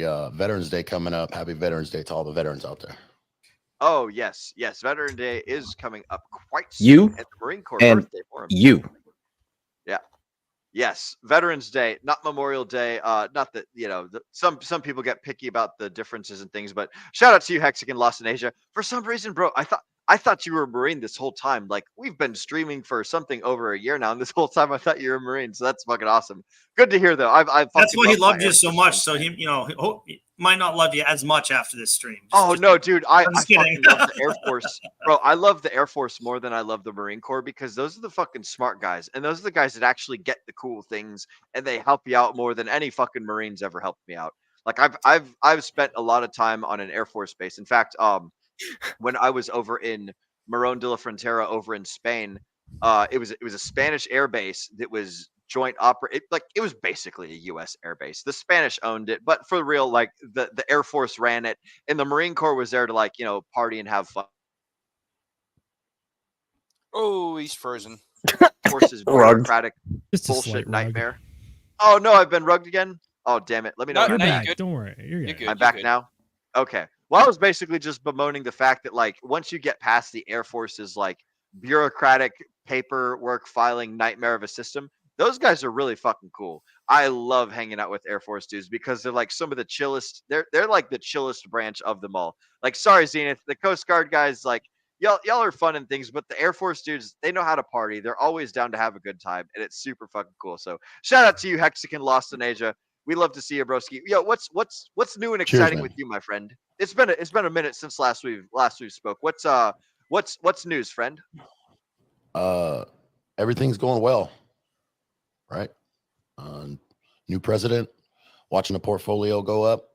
And yeah, just wanted to mention, no worries, man. Like, I think we talked, it was like the very first time we talked, had to be a year ago. It's like you guys like 5th or 6th stream where I told you I was Air Force. So no sweat. Okay, yeah, I've got a peanut brand, bro, and diamond hands. I forget all the details. For some reason, I thought you were a Marine, but like you've stepped up in the smartness scale. So like, I know that the Marines are a bunch of knuckle dragging, rock eating, crane eating son of a bitches, and the Air Force people, they're actually like legitimately smart. They knew the correct branch to join, and so like, shout out to you, broski. That's awesome. Do you mind if I ask what was your MOS while you were in? I was a controller. I was for example, a ground intercept controller. I controlled the jets, flying at each other, shooting missiles, stuff like that. But like, it was all peacetime, like training, right? Mostly. There's never really any air-to-air battle. But that's what I would have controlled if we would have had to go to war. Yeah, but it's still like that's a super important like job. Most people think of air traffic controllers as like the guys that sit in the towers and stuff, like Correct. The planes land and it's boring and stuff. But like it doesn't just happen at like the airports and things at the points of embark and disembark. So that's my job was awesome, almost it was almost the opposite of ATC, right? Air traffic control keeps airplanes apart. I bring them together safely. Yep. Yeah. Oh man, that's so fucking cool. Oh, I love that. That's awesome, dude. So wait a minute. Does that mean that we have the air, the ground, and the water here? In the sea. Air, land, and sea. Now baby. we just need the fire. Oh man. Although technically, Will is part of a seagoing service. So And Zenith is also part of this Space Force. The Hexagon Space Force. Hexagon Space Force, yes, but actual Space Force, that's actually more of the Air Force, ironically enough. So we go from the air to no air. Yeah. The Space Force guys, we've always had people in each branch of the military that deal with like satellite stuff. And now they're all into one big giant conglomerate. So it's a lot of satellite, it's a lot of like super high up stuff going on. And there was always like cross pollination problems in communications and satellite receptions and things. And so Donald Trump was just like, you know what, fuck it, let's just make a Space Force. So that was pretty cool. And I do like that their logo was very, very similar to the Star Trek logo. I thought that was fucking awesome. I don't know if anyone else caught that, but that was super sweet. Well, thanks for joining us, Hexagon Lost in Asia. Do you have any? What else? Go ahead, Donnie. Design it after though. I mean, it only made sense if you ask me. Oh yeah. Dude, like some of the cool shit that's floating around up in space, not space, but like in the stratosphere, in orbit over the world. It's like, man, we got a lot of fucking satellites. We got a lot of cameras. We got a lot of comms equipment. We got a lot of shit that's going on. Like even just Elon Musk's like Starlink stuff. Like that's some pretty impressive tech. We've got a lot of shit going on. But I want to let's see. Let's talk about some of the shit that's going on. So we've got positive Bitcoin price action. We've got gold's plummeting while Bitcoin's going up. We've got the Russell 2000, all sorts of craziness going on. We've got Donald Trump entering the White House. We have Richard Hart court hearing. Is like some crazy good stuff is coming as a result of that. What is it? I want to know what you guys think is in the bright prospects for the near future. You know, and you could interpret. We have And Will. Miss McGettit. What's up? You froze again. Hey, we got someone else that wants to join real quick. Sorry to interrupt you, but you froze. Oh, we do? Okay. Please. Yeah, whenever I freeze, somebody take it away from me. I think that I need a new computer or something like that. I'm quite let's get this new person added. Yeah. Yes. Who we got? It looks like it's Mr. You need a drum roll. I'm guessing it's Paul Sachs. That's what I see in the comments and everything. None. There he is. We've got Paul Sachs. What up, boys? Hey, Aloha. I bring the Civil War effort in here, okay? Hey, what do you got to drink over there? What is this? I'm a civilian. Looks like a High Life or a genuine draft together. Huh? High Life and Is some this what we're looking at? straight up redneck and some Fireball. Woo! There we go. I like your Salud, my friend. background. Salud. You got the Elon Musk background for your green screen. That's fucking brilliant, dude. I love it. He said he likes Hex, right? He's fond of it. Yep, there we go. Hey, OBS. and he said he loves hexadecimal, so like a long time ago. So there you go. He likes hex. He did say it, and everybody blew his ass up over it. Yep, that's fucking awesome. What I don't know when that happened in the hex in the hex time chart timeline. That would have been when hex was it on the way down or was it when it was on the way up to 50 cents? Do you remember? It was 2023 before Pulse Chain launched, and those first. Oh, okay. Yeah. Okay. All right. Cool. So it was while there was still downward or down-ish price action. We were pumping. We It were was down. the first pump we got there in early 23 before Pulse Chain launched. Oh, okay. So when it went from 1 cent up to 4 to 6 cents or something like that. Yeah, the community was alive. Everybody was alive. There was probably 300-400 responses easily on that tweet just from Hex. Okay. Yeah. Yep. I like it. I like it. Mr. Brendan, do you have a thing that you would like to talk about here in the near future? I see that you've put some messages in the private chat. I want to toss it over to you, Brendan. What's up, broski? Yes, I got to hop off, but I will say before I hop off that we had 250 pro Bitcoin officials elected this cycle. So not only do we have someone that's going to push Bitcoin from the Oval Office, but I think we're going to see a lot of positive pro crypto bills being passed through the House and the Senate. And look, this shows how big of an issue crypto was. I mean, we elected a lot of pro Bitcoin politicians, and that I think that's really all of you, all of the people in this field. It really shows people how many people make. Like Jay said earlier, right? He's a one issue voter solely on crypto, and I think a lot of people that are in crypto are. And you saw that play out in this election a little bit because it was very clear who was pro crypto and who wasn't. And look, we talk about Trump, but Vance is really the one that's truly pro crypto and knowledgeable about crypto because he owns so much of it. He owns Bitcoin, he owns Solana, he owns a bunch of other as well. So it's a good time to be in crypto. I know Paul Sachs, you've been in crypto a long time. Don, I know you've been as well. And some of us have been here a short time. Some of us have been a long here.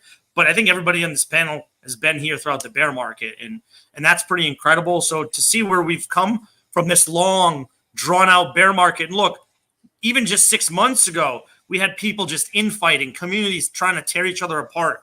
And look what 6 months does, right? We start to see some green candles. We start to have some positive momentum. We start to have some better crypto candidates being elected, and we're going to see potentially good crypto regulation, maybe a Bitcoin strategic reserve. And look, I just think everything is pointing on the up for crypto. And look, I really do think that this means that we're going to have a higher high for Bitcoin this cycle than I originally anticipated. And I already anticipated a pretty high. So we really need to revisit the perfect storm theory here. I'm going to be away this Sunday. For the third time? We have to, because we're getting into the bull market, and all of our predictions are coming true. So hell yeah, we're going to do this for a third time. I'm not going to be on Sunday because I'm going to be in sunny Alaska. The temperature is going to be about 5 degrees maximum, down to negative digits. So that'll be great. Be a good time. I'm going to go to the Arctic Circle. Going to go on some reindeer sleigh rides. Going to go see. Hopefully, we got some Northern Lights. But outside of, even if it's not Northern Lights, going to do some stargazing. And just going to enjoy it up there. So, yeah, really looking forward to that. So I'm going to miss you on Sunday. But I am going to keep you here in my heart. And I'm going to be excited for when I get back. So thank you all. Hope you have a great night. And looking forward to where this bull market's going to take us next year. Bow. Excellent. Real Salute. quick, Brendan. Yes. The folks at home can find you at x.com/anonymous bean, correct? Still, or have you done a rebrand yet? Nope, I have not done my rebrand yet. I've been thinking about it. Will, I took what you said into heart, Nate as well. And I'm still kind of tossing those two things around. Should I rebrand something crypto or rebrand something a little bit more neutral that still crypto could fall under? So still trying to figure that out. Do want to get it done soon. Just been super busy with wedding planning and things like that. So can't do everything at once. 2 seconds real quick, Brendan, before you disappear, man. Yeah. I'd like to add my 2 bobs worth on that. Honestly, man, don't brand yourself something crypto, man. Brand yourself something outside of that, but something that makes it professional, dude, because then you're not limiting your scope to your professional capabilities, and it's just, overall more safe, so you don't have to rebrand later in the future if crypto is like no longer viable for you or something else happens, if that makes sense. No, I truly appreciate it. And Will said something similar. So I definitely appreciate that sentiment, and something that I was starting to lean towards because of the great recommendations from my friends. So I appreciate that from you as well, friend Donnie. So no, I appreciate that. Awesome. I might throw at some point. I'm going to throw some ideas into the chat and get some people to vote on them. But yeah, that's helpful. Nice. Excellent. Well, we appreciate you spending your valuable time here with us, Brendan. As we know, Agent J always says that time is your most valuable asset. So thank you very much, broski. We'll see you later. Make sure that you degen responsibly. Cheers, brothers and sisters. Cheers. See you, Bean. Excellent, excellent. All right, so the rest of the panel, I want to open it up to the question that I was asking earlier is, what are the things that you're looking forward to in the near future? It could be cryptocurrency, it could be personal, it could be national, it could be professional, it could be spiritual. I want to know, what are the bright prospects that are on your mind? I'm going to start with Nate, and then I'm going to toss it over to Zenith, then Donnie, then Paul, then Hexkin, then Mrs. McGetta, and I will finish it off. Let's hear what's the bright prospects that are going on. Nate, tell me what's on your mind, friend. Okay, so I didn't think I'm kind of a reserved guy. I'm not exactly, the most sociable creature. Sure. I'm not gonna lie. New York City, you motherfuckers are crazy, and you're a lot of fun. So here, like this, I already loved the community, but in meeting all of you guys in real life like that was fantastic. That was a great experience. I am looking forward to being able to do that multiple, maybe more times this next coming year. Because truthfully, people like you and you Pulsicans and Hexicans, those are the type of people I want to hang out with, because you're always positive. You're always willing to help each other. That's a really big thing, by the way. There's not a lot of communities that go out of their way to try and help each other, and that right there, that hit me right here. I was like, damn, there's actually communities of people who are willing to go out of their way, spend their own money, be like, no, I got you, bro, I got your tab, it's just fine, you're not paying me back, shit like that. Damn, it really hit me. So shout out to you guys watching right now. You have made me a believer in wanting to continue to come not only to events like that, but to more of them now. So you'll be seeing my face and my long hair here more often. I love to hear it, Nate. And I'm glad that you've come to this realization, bro. This is literally the drug that I feed off of, whenever I travel around and I get to see people, is I just that feeling that you're describing, I'm literally just absorbing that into my energy. So like, fucking welcome to the club, bro. I'm glad that you're stoked about And he Tiffany rugged. Sphere and just Right all as the he good was stuff saying that's Maybe how it's your going on. turn, stoked he Z. was. Epstein book got him. Oh no, it cut out again, didn't it? Yeah, a little bit. All right, Zenith, go ahead, bro. Oh gosh. To echo what Nate said, yeah, the Hexagon community is truly a unique one. And for anyone out there worried about going to an IRL event for crypto, I promise you, we're not just a bunch of like Zoomers talking about like NFTs and like memes and skibbity toilet and all that junk. No, if anything, I'd argue it's the Degen Roundtable is actually on the younger side of the Hexagon community. Considering that we literally have no one under the age of 30 anymore, it's kind of weird to think that. But at the same time, it's like the Hexagons have such a wide swath of people who are in it, whether it's the young guns, whether it's some of the more experienced people, shall we say. Because shoot, we have people like Gary Wood out here. He was down in Miami, I think, for everything going on last night, like really networking with some power players. And then even shoot, our buddy Bill over at the Actuator Protocol, like he has a very I don't know if it talks too much here, but he has a very extensive traditional finance background, and he is a really really sharp guy. So the breadth of knowledge that we have in the Hexagon community is truly unique, and it's just good folks who are all unified behind effectively just delayed gratification, which I would argue is a very good thing. As far as what I'm looking forward to a little more calmness. It might be a bit odd for some people to hear, but I think that with Donald Trump at the helm of the U.S., the world might quiet down a little bit, and I think that's a very good thing. Foreign policy, he was very strong. Remember, he was like the only president in my lifetime who had no new wars under him, so I'm very much looking forward to that again. Here's for peace. How about that? But other than that, yeah, let's just get back to normalcy. I understand that he's not a normal person, but for the times, I'm very happy under 45 and 47. So here's to that. Here's to some stable markets and stable growth. That's a good perspective, broski. I like that. We've been missing a lot of calmness in the recent, just like political sphere. A lot of stress going on in the financial sphere, in the health sphere, especially after like the whole zombie virus world crashing thing that went on the last 4 years ago. But yeah, bro, I like that. I like calmness. I did not anticipate hearing that. If myself as the government and legal expert, very loose use of the word expert for the Degen Roundtable, if I have nothing to talk about, that's a good thing. That's a very good thing. Yeah. I like that. That's very fucking good. Oh man, that's outstanding.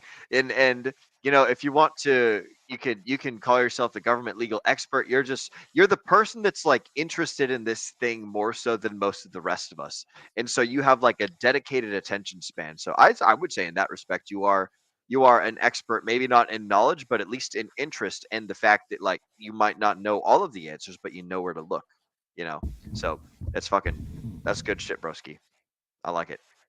All right, Donnie, you're next, broski. What's the thing that you're looking forward to? What's the thing that you're excited about coming up in the near future, my friend? Oh man, good question. I got to be honest, man. I'm looking forward to just making more money, achieving more of my goals. Like I had expressed at the start of the show, we're working very much towards complete decentralization of Function Island, and that's been one of the things on my to-do list for a very long time. I've always said that I wanted to lead that with the sushi swap approach, which was to build it up from the ground with a guiding hand, and then hand it over to the people that are involved with it once they actually showed that they could handle it. And I think it's reaching that stage. I think I've gone back to work, so I'm already looking at different prospects in life as well. And so I'm just looking very much forward to taking and achieving the steps to move forward. I don't really have much to offer. I'm sorry, guys. No, that's good. That's good, bro. I like that because this is like the person. Like I don't know how much you speak in Twitter Spaces and you speak on in the Degen protocol, like live chats all the time. So like this is probably an aspect of you that people don't get to see a lot. And like realistically, we're all up here on camera. We're just a bunch of normal people that are talking about our feelings on the internet. Nothing about us is like crazy special. We're people that Will is correct. We're nothing crazy. like- We're a lot of normal folks who have normal ideas, but we just happen to be interested in the space that is crypto, which we happen to believe is the bleeding edge of investment and especially, like, I guess, monetary technology, if you will. So Yeah, that's that. It's nothing crazy. I think like if there's one thing I could like add on to the end of that, I'm looking forward to seeing what innovations come about, especially in the smart contract space over the next year. That's also something I'm looking forward to. I'm curious to see if perhaps we will go through another cycle of recycling old ideas or reimagining old ideas that have been successful or perhaps not so much in the past. I wonder if that will get some energy or if we'll see something completely new. I'm always interested in the developer sphere, especially on EVM chains.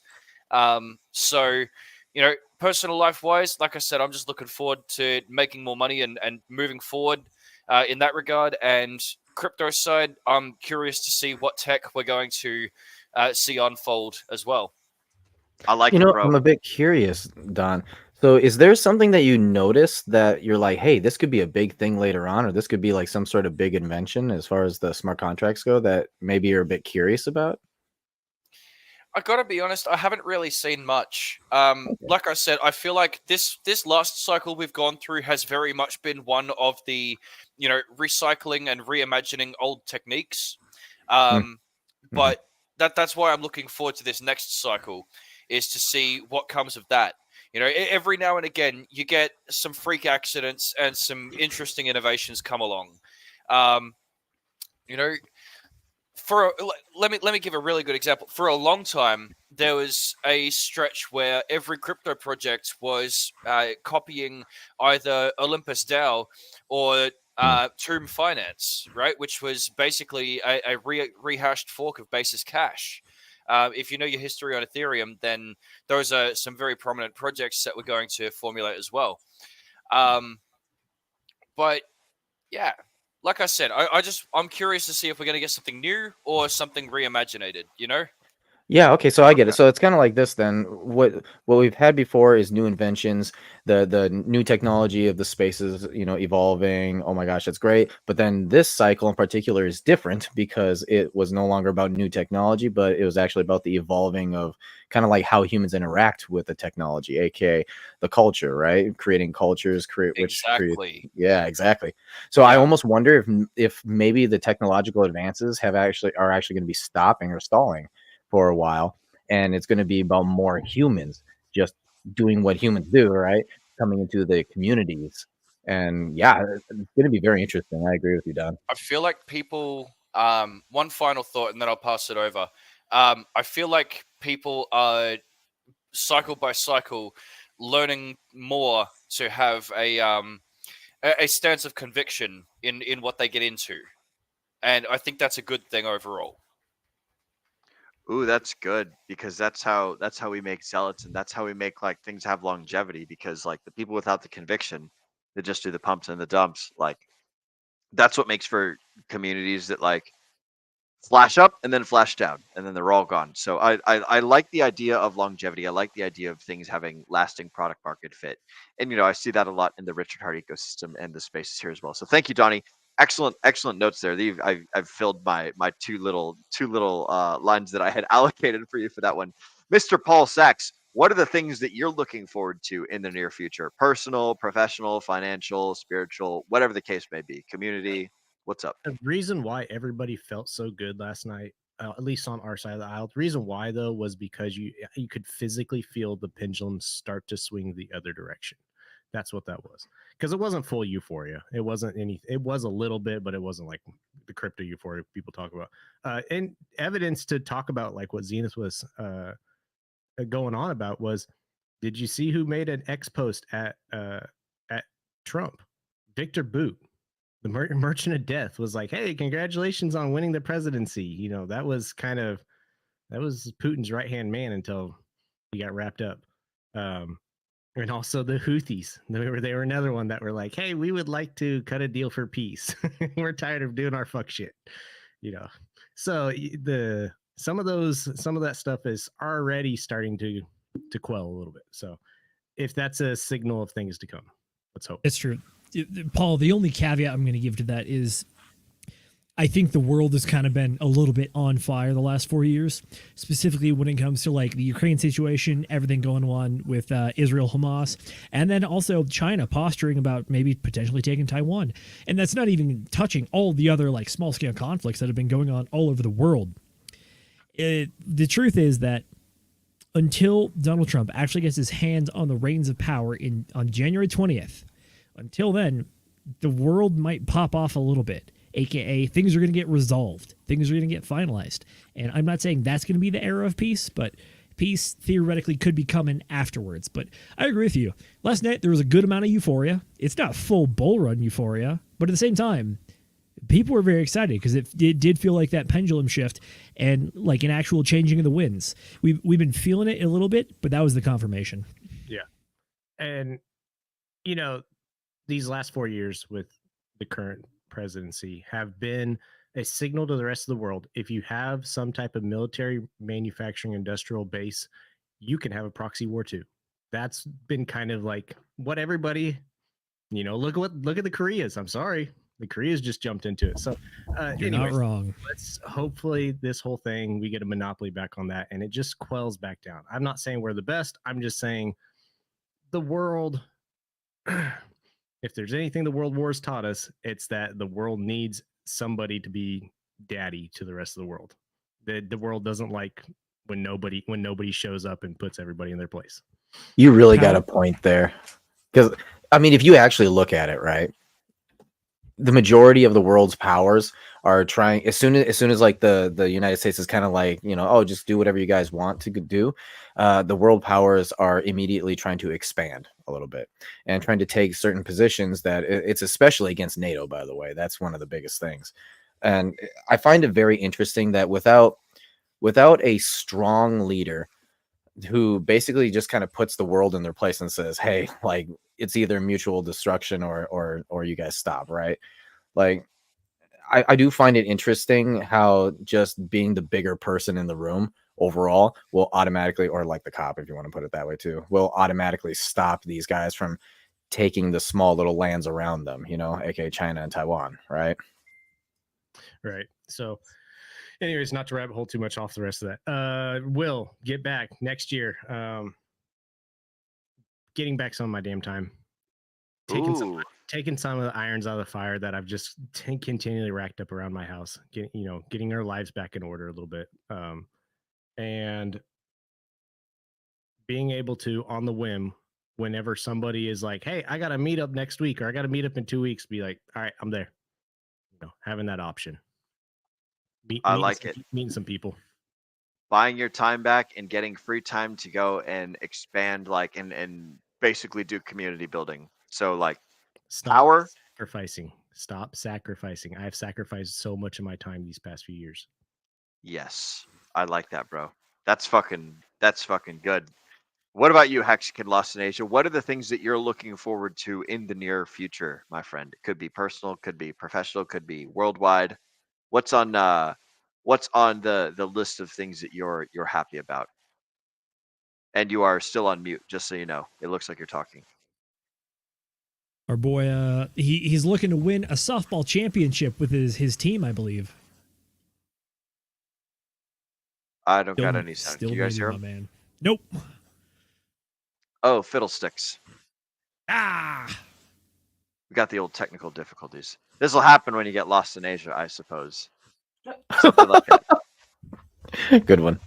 Mr. Hexagon Lost in Asia, we will come right back to you. We're gonna get Mrs. McGettit's answer first, and then we'll come right back. Mrs. McGettit, what are you looking forward to in the near future? Bold of you to assume that I will be quick and he shall be gotten right back to. Well, I mean, whenever you're finished is when we'll try again for him. Okay, it sounds like he's having mic issue. So anyways, yeah. Hopefully he gets that fixed. As for me, when we went out to New York, we got to meet lots of wonderful people. And that was very exciting. Absolutely amazing experience. One thing that I said to Nate, one of my favorite parts about going out there was that everybody that we met and everybody that we talked to and interacted with and hung out with was just so open and welcoming. There was no time where any group made me feel like I would not have been welcome to like just tag along with them in whatever they were doing. The invites were always there. Everybody was excited to see everybody else, and they were like, "We're gonna go do a thing. You guys want to come?" And like you had to pick. There were so many options. Like there's like 4 different groups about to go do whatever they were gonna go do, and you had to like pick one. So that was hard because it's like, oh, I want to go with everybody, but you got to just pick one. And you got to go do the thing, and understand there'll be more opportunities. But that was just such an amazing feeling. Like this community is truly awesome, and it just really impressed me. Everybody in the courthouse was very respectful. Everybody was just great people to be around. So I'm very much looking forward to doing more events and getting to meet more people. We met RG3 and SJ, and they are fantastic. They are as awesome as you would expect them to be. The way they are on streams is exactly who they are in person. They are just real people. Oh, I guess he left. Hopefully he's going to pop back in. But they're real people, and they're just very generous. They're very happy to meet people. They're just so enthusiastic about everything. I talked to RG3 for quite a while about some more personal stuff that I'm kind of going through and working on, and he gave me just all his advice and sent me links to, help me start getting things that could help me with my goals. So I'm really looking forward to, starting that up, and hopefully that'll end up doing really well. And yeah, and I can accomplish lots of things, and as Nate likes to say, ascend to a new level of, just accomplishing things and getting to points that I would like to get to, that I've been trying to get to, for my whole life, like just generally things that I've been trying to accomplish. So Bright prospects of getting goals accomplished then, yeah? basically, and meeting new people and having a great time and just really getting to enjoy the community and all of you. It was fantastic meeting Zenith for the first time. We get to hang out with Will again, and everybody else we met. There were so many, so I'm looking forward to more of that. Excellent, excellent. Well, I'm glad to hear it. So, a quick synopsis of what everyone else is looking forward to, and then I suppose I'll go. And we've unfortunately lost Hexagon, lost in Asia. He has he's become lost in Asia with his technical stuff. So he will try again in the near future. So you guys will hear from him either on the next Whiskey Wednesday or shortly thereafter. But so Nate is stoked for meeting new people and lots of positivity and stuff coming in the near future. Zenith is looking forward to calmness and like finally some peace in the foreign policy world and just a little bit of like, we can finally relax. Donnie, stability, yes, calmness and stability. So like no more unpredictable craziness, no more like kids running around, no more chickens running around with their heads cut off. Is like, oh, D Trizzle's in the house. All right, cool beans. Now we're putting these chickens with their heads cut off in their little pens, and they're not going to bother the rest of us. Dev Donnie is stoked to get more power, to get more of his goals done, to work on the decentralization of his function island and smart contract. And he's stoked to see the innovations and the developments that are going to be happening on the new world of like smart contract development and stuff. Paul Sachs is stoked to see the pendulum swing towards peace and getting his time back and focusing a lot more on meetups. Mrs. McGettit is looking forward to getting her goals accomplished and also meeting more people. Ladies and gentlemen, boys and girls, crypto degenerates, ducks and squirrels, I will go ahead and tell you my thing that I like. And it's basically what everyone else said. I'm stoked to meet new people. I'm stoked to see who's going to be showing up to the Pulse Chain conference tour. I'm stoked to see who's going to be like in between my beelines for wherever I'm going. By the way, on that note, I'm heading down to Georgia next. I'm expecting to start my mobilization this weekend. So if you guys are anywhere on I-95 or nearby or like within the states that are in between New Hampshire and Georgia, then hit me up down here in bit.ly/hex_meetup or hit me up anywhere in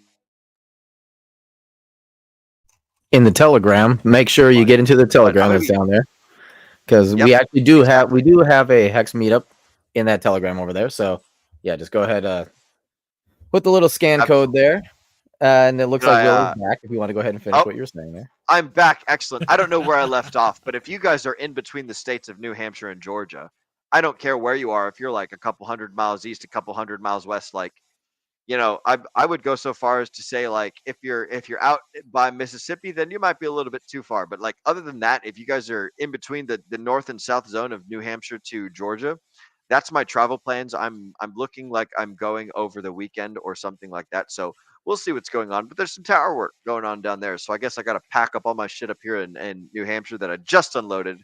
But that's what I'm looking forward to in the near future.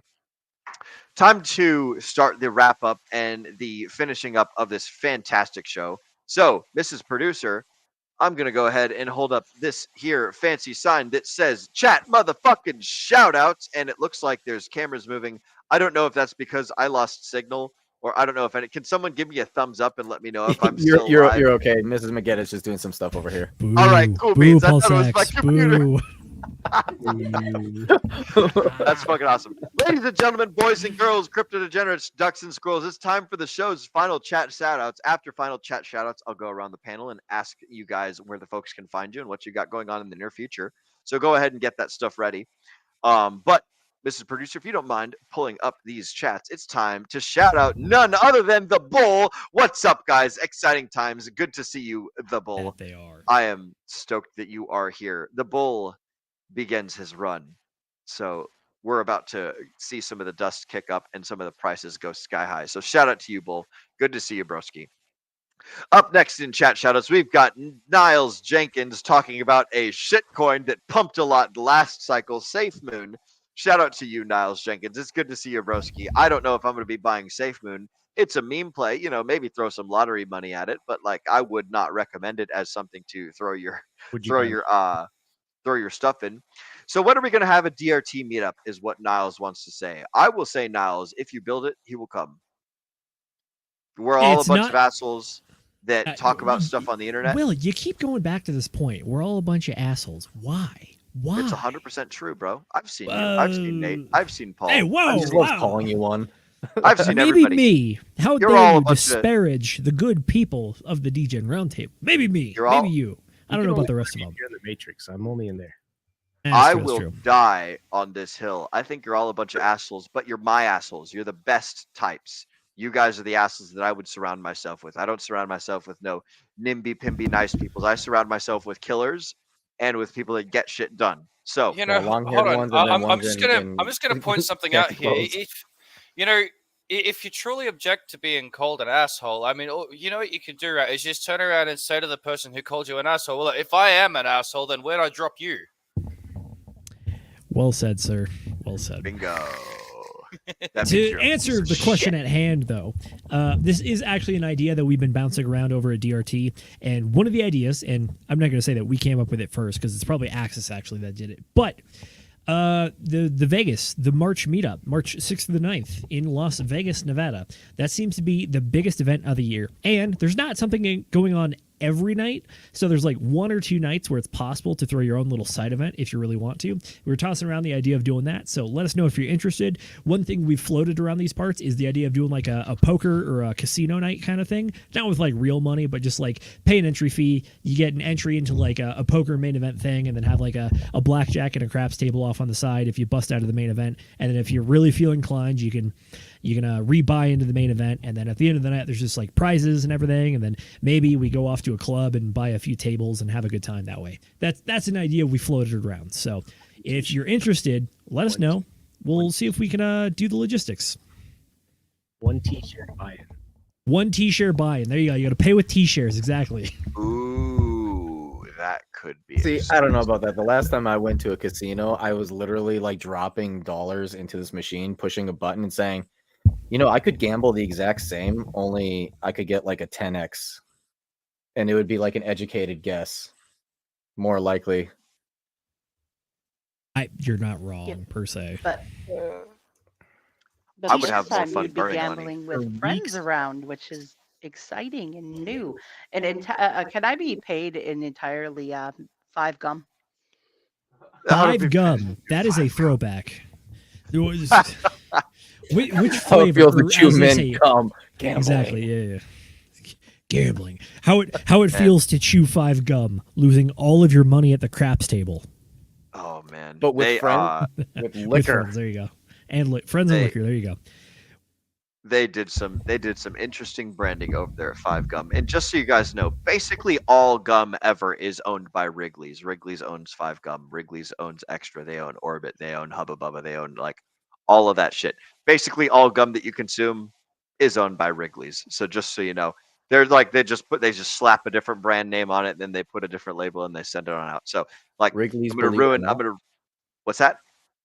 Wrigley's, believe it or not. Slightly different. That's Ripley's, but close enough. No, Wrigley's, believe it or not, they own all the gum. Oh my god. There you go. Okay. All right, Will, keep us going, brother. Keep us going. And he's gone. And as you say that, he freezes.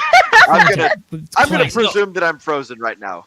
Oh, I'm back. You were frozen. The freezing was perfectly timed for comedic effect. So now that we got the laugh track. Keep it going. That was a gift from God. Oh, that's fucking wonderful. All right, well, back to chat shoutouts, which is where we were before we got so cleverly distracted. Who is next, Mrs. Producer? Looks like we got Bright Light Crypto. What's up, guys? What's up to you, Mr. Bright Light Crypto? Shout out to you, sir. Glad to see you are with us this fine and fancy Bright Light. night. He's yeah, dude.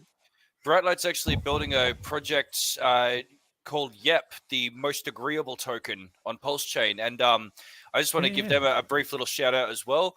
That Yep token is actually paired with the Island token on Function Island. You can stake that LP from FideX and earn more Island token as well. So definitely check out Yep as well. Most agreeable meme on Pulse Chain. I do like Bright Light. He's a good dude. He does some streams as well, and he's got some excellent and fun thoughts. So shout out to Bright Light. Shout out to Function Island. I like hearing when my amigos are partnered up with other amigos and shit's going well and everyone's like interlocking and holding hands and ascending together. Certainly so fantastic stuff.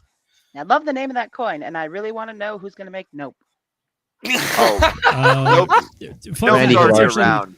Yeah, that's Randy Hilarski, and that is the Nope token for was it No Permissions? NOPE, No Permissions. There you go. Yep. And it even has its own pairing with the GIF protocol or GIF tech, and I want to say that one is No Bowl.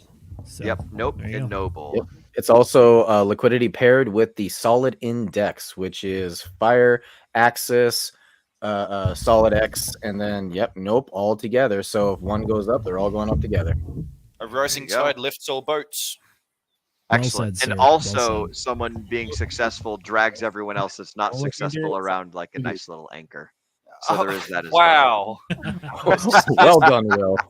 I'm just saying, like You're too young to be this damn cynical. What the fuck, a man? rising tide will lift all boats, and also, like that is the way that liquidity pairing works. Richard Hart talked about this before. He said, like, hey, at the top of the market, you guys need to pull your Hex ETH liquidity and put in Hex USDC or Hex DAI liquidity.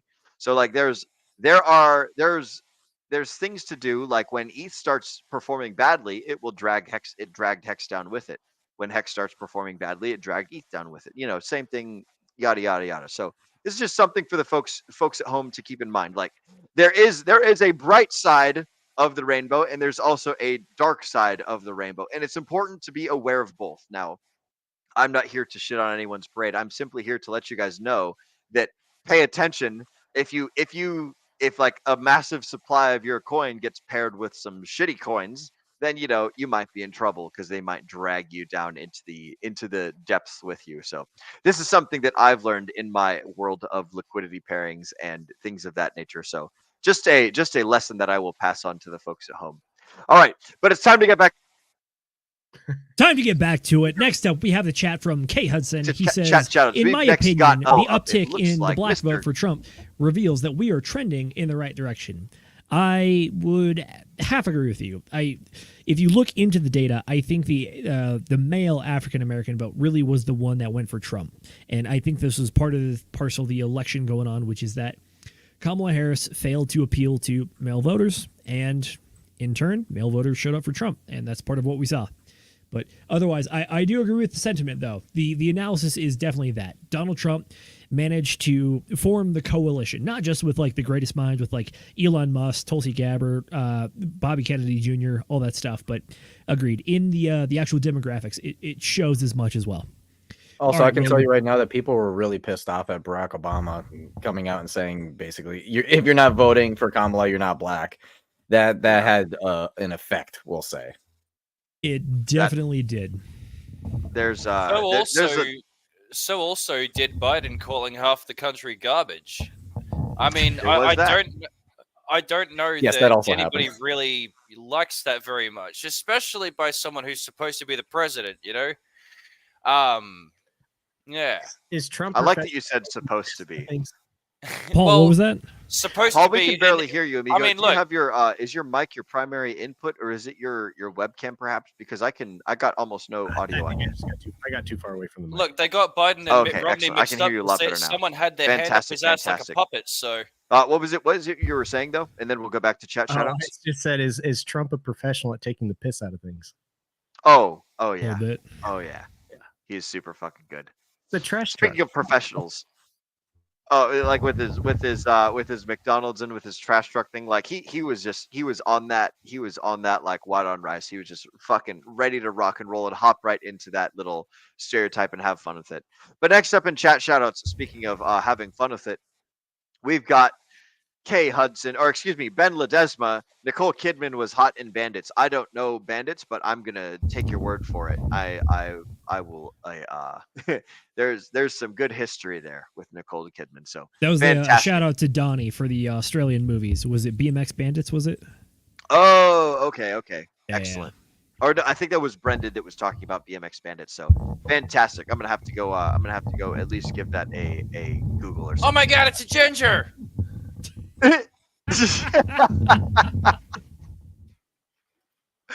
Man, that's a reference that I wish I understood, but fucking A, bro. I love it. Next up in chat shoutouts, who do we got, Mrs. Producer? It looks like we got Torup Hodel. Hey, shitcoins, keep your mouth shut. Absolutely right. Shitcoins. Things that are great. Talk about the things that are great. I love it. And then after that, we've got none other than Brissology. Let's go. Fuck yeah, Briss.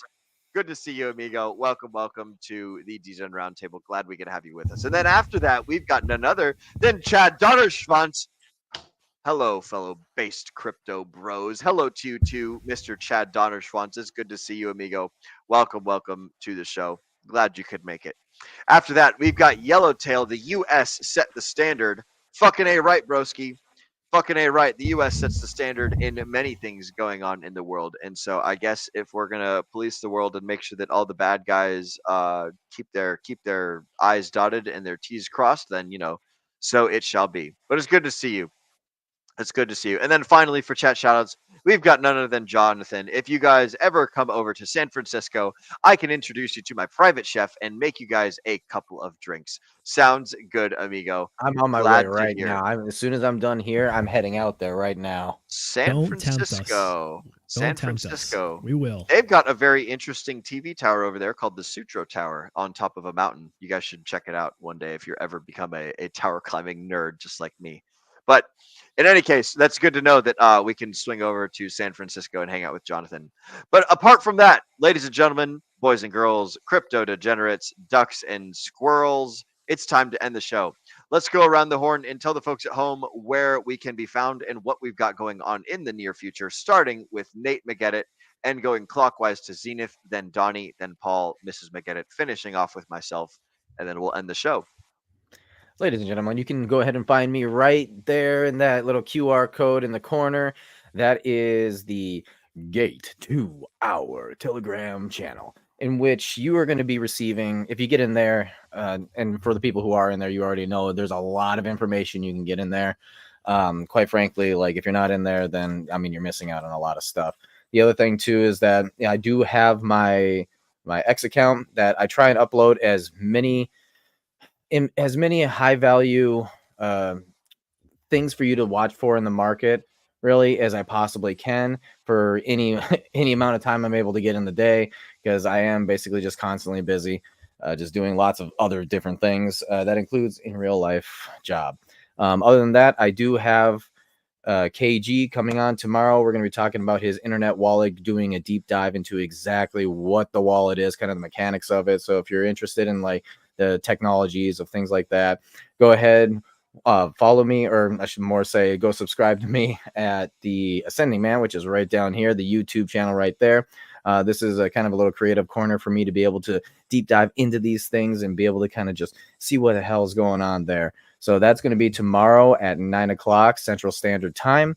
We're going to deep dive into that. And from that, I'm going to go ahead and bring it right over to Zenith. What is up, brother? Ladies and gentlemen, you can find me on Twitter and Instagram at ZenithDI. Stands for Degenerate Interests. Tonight it does anyways. It changes up every day. But the point is, catch me over there. You can also at me on the Telegram down below. You can at any of us. Like, seriously, scan the QR code, get the Telegram, and then hit us up with any question, comments, or concerns you might have. Other than that, I am hosting Book Club this Friday, 8 p.m. Eastern Time. We're covering The Great Wave by David Hackett Fisher. Shout out to everybody who knows what that is from the What If Alt His channel. And then other than that, we have our flagship show on Sunday covering all the news from the week.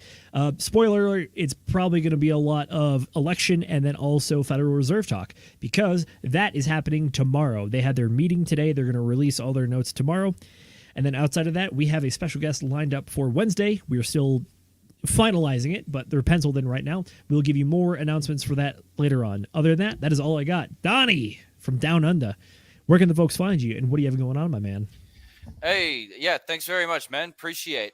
So just to let you know, I'm going to bounce pretty much as soon as I'm done with the mic here. But yeah, look, I just want to thank you for hanging out today. People, you can find all of my links on my decentralized link tree, otherwise known as donfunction.pls.fyi. You can find my main project, Function Island, at functionisland.com. You can follow me on X and Function Island as well. Yeah, look, honestly, like I said before, as Will was sort of writing his notes before, I'm just looking forward to more money, more innovation, more people, and yeah, I just want to once again share the sentiment. I think it's a great thing. The win of the election. Yeah, that in mind. Paul, your turn with the mic. Catch, Brady. What up, boys? All right. What if Alt His had a live stream today? That is like rarity and never happens. I highly suggest anybody that's interested in a little bit of U.S. politics and how we got to where we are. A lot of interesting side notes or facts that you'll never hear anywhere else. Check that out. Second thing, what else was there? Paul Sachs win on X, if you guys want to find me there. And then I don't post a whole lot, but what I do post is usually pretty high quality. So yeah, try to tag along. Next summer, I'm pretty centrally located in the U.S. If anybody's interested, hit up the Degen Roundtable. What is it? The Hex Meetup Telegram that you got. Let me know if you guys would be interested in a float trip. There is no place in the U.S. that does float trips like Missouri. We kind of have our own way of doing it. It is. Oh, okay. I'm a bit curious now because I'm originally from Wisconsin. All right. And Wisconsin, we have a lot of lakes, a lot of rivers, and a lot of alcohol. So it's an entire industry here. It's lazy, but it's fun. It's enjoyable. It's great. It's great for a group of people. It's a fun little area I'm in. So yeah. If you're interested, hit up the Hex Telegram. I usually monitor it a little bit, so we'll see. We'll gather up some interest. Excellent. Well, thank you, Mr. Paul Sachs. Mrs. Producer, where can the folks find you, and what have you got going on in the near future? And apologize if I'm interrupting you. I see everyone's screens is frozen, so go ahead. Oh, no, you're fine. I was asking Nate. I missed where Paul said he was from, and I'm very curious. Like Nate said, Minnesota, Wisconsin, we have a lot of that stuff going on around here too. So I would love to go out there and experience that, actually. State of Missouri. Okay, sorry, perfect. Missouri. There you go. Misery. I think you had it right the first time. We were talking about accents earlier, and I was like, "Oh, you missed so many." The South, every state has their own accent. Like you brushed over that one real fast. I did. All right. So as for me, if you want to talk to me about whatever, I guess I do a lot of our background stuff. So thumbnails, producing. I made some fancy new backgrounds earlier today when we did the court reading thing. So that was a lot of fun. Yeah, but if you want to talk about anything like that, production stuff, you can find me in the Degen Roundtable Telegram. That's about the only place that I will be. So join the exclusive club if you're not already in there. Other than that, we are going to the event in March. That's not exactly coming up soon, but that's the most exciting thing I got coming up at any time in the near future, other than staying at home, taking care of my kid, probably doing some random crap that nobody really cares about with Pokemon cards, and hanging out with my love over here. So Excellent. yeah, that's about all I got. Anyways, Will, you go ahead and take it away. All right, excellent. For the folks at home that have never heard about me or don't know anything about me, you guys can find all of my links at will.pls.fyi. I just realized that I dropped my Twitter in there instead of that, so the Twitter works. I'll go ahead and drop my link tree in there as well.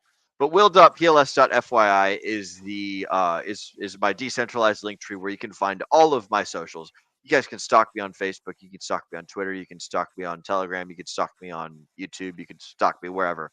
You can find a whole bunch of shit from there. So I won't belabor the details too much. The thing that I'm interested in doing is I'm interested in meeting Hexkins. So, like Paul was saying earlier, hop on into the Degen or into the Hex Meetup Telegram. Right, it's a meetup. It's a Telegram meetup group that I made. bit.ly/hex_meetup. Or you can click t.me, or you can type in t.me/hex_meetup. They both take you into the same place.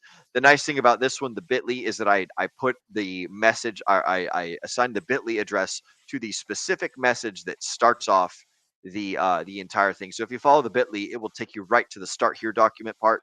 And if you follow the t.me, then it'll just throw you into the group at random, and you'll just kind of like sort of have to find your way through it and see what's going on. So go to bit.ly/hex_meetup if you want to meet other Hexkins, or if you want to organize your own little Hex meetups, or if you're just going to go out to the bar and you want other Hexkins to come with you. Say, hey guys, on this day I'm going to this bar and I'm going to have fun. You guys should come have fun with me. It's up to you. That's all that I've got as far as stuff going on in the near future. Zenith has covered it. For our book club for next week, I'm going to be covering The 15 Ways to Fix the World by Richard Hart, narrated by none other than a wild SJ. So after we do the book for Zenith this week, that's the book that's going on for next week. I've already dropped the link in the Telegram for you guys to join the Degen Roundtable Book Club Telegram community. That one's super cool. It's mostly just where I keep my notes and a whole bunch of decentralized thinking and stuff. So nothing terribly special going on with that. And I do believe that that's all that we have. I want to do one final little round of chat shout outs, Mrs. Producer. I think that there's a gentleman that has joined us right before I stopped or started dropping links. Yes, we've got Falcon Crypto. Excellent eye. Two places I would love to visit. I'm presuming he's talking about Missouri and Minnesota/Michigan. So outstanding. I could be wrong. If I am wrong, then, forgive me, Falcon Crypto, but, that's a shout out to you, good sir. And that concludes basically everything that we've got for our show, ladies and gentlemen. So with that, it's time to read the end of show copywriting. And I want to thank you all for spending your valuable time with us here on the Degen Roundtable. As Agent J often says, we know that time is your most precious asset, and we appreciate you investing it right here with us. Ladies and gentlemen, my name is Will Stevenson, but more importantly, you have been watching the Degen Roundtable. Mrs. Producer, go ahead and get that trigger figure ready, because it's time to remind all the folks at home to remember to Degen responsibly.